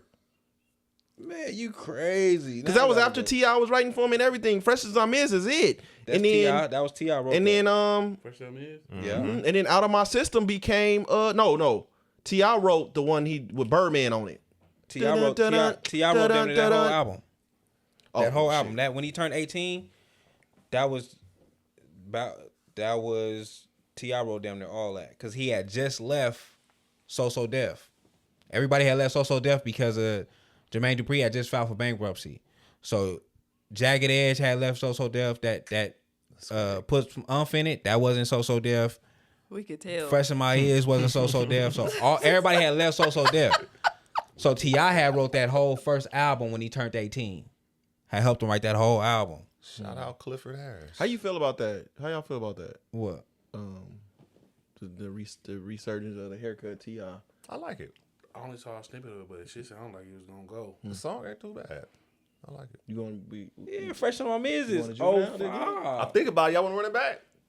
I don't know about y'all. Ain't nothing to think about. All right, You with it? Price of Fame. I can't get the same space. That same alley, it ain't for sale. No, Shorty Like Mine is 06. What are we talking about? Draco was already. I in don't the count streets. those. I don't count. He was riding the heels of Omarion and Chris Brown at that point. He was still making hits though. Bow Wow didn't fall off on hits until like 09. What was his 09 song? That was when he made New Jack City 2, which we don't nobody know. What? That was a What was that? Because during the Shorty Like Mine era, he was doing collab albums. Omarion and Chris Brown was on fire. Nah, this ain't it. That ain't the one. What they doing New the Jack time? City is trash. It ain't That nothing time on him there. Soldier had the shirtless. Well, Price of Selfie Fame was pointing. fire. Want it? What are we talking Price about? of Fame had Out of My System on it. You can't give him Mama Flirt because R. Kelly took it. But it did have Out of My System. That was a big hit. That was not a big hit. That became a classic song over time. And then Let Me Hold You Down come out in 07. That's what Omarion on it. It's still his hits. What are we doing? That's Face Off, right? Yeah. That's a collab album. Bow Wow was still creating hits in his time. How do we turn against Bow Wow? I ain't taking about he was still like a little bit. He was still, he was still trying. But over Big Soldier? Nah. You was in your fuck the bitches era at that time, huh? You starting to become a homeboy. You was down to crippin'. So you was like Soldier. What was Price of Fame? What year was Price of Fame? Price of Fame is 06. Wanted is 2005. Unleashed is 03. He didn't. 2000. He We didn't forgot really about- have I'm a really fall mad. off. I'm gonna say that for next week, but 2006. Whew, 6 was a good year. I still was on like Boosie, Wayne, T-Pain came. T-Pain, oh my God. I think I was listening to T-Pain over everything at that point. Jamie Foxx. Everybody wrote T-Pain. Even Chris Brown wrote the T-Pain thing for a minute. Shit. But I'm with you. Man, get y'all back to school. We gonna play some of that shit. 'Cause y'all got us fucked up. This nigga got me fucked up. We gonna show his ass what you throw Bow that bar, Wow. You throw that bar walk Had on, some nigga, go hits. crazy. over fucking Soulja Boy. Niggas gonna go crazy for every time throw- you try you to throw- leave. They gonna, man, what? We gonna be all be doing this. When Every it's that time I time? try to leave, nigga, that's Sierra, Chingy. I mean, oh yeah, that is Chingy. I mean, the Out of My System though. The Out of My System is a classic, but it wasn't a classic when it dropped. Cause that was a B-side record. It wasn't a hit. I mean, y'all pull up Fairway 7. feel We like gonna it play was some of a this shit because he got me fucked up. Overtime. We gonna Overtime. Ivan, man, where can the people find you at, man? Young Al Bundy, YUNG_Al_Bundy on Twitter and Instagram. Underlay Bundy. Skinny JR 777 on Instagram. I am S to the O on Instagram and Twitter. Shayna_Candy everywhere. Just call me Spence on Twitter.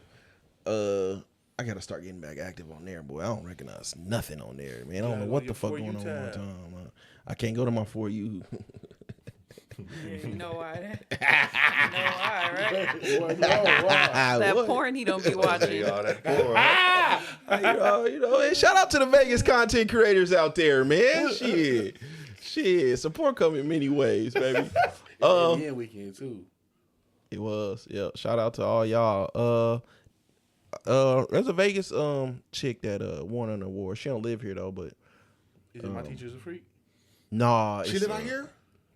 Yes. Oh, I thought she was an actual teacher at a point. I think so. She was an actual teacher at a point. wow. Yeah. Just call me Spence on Twitter. Views from the 7 everywhere. View 7 Network on YouTube.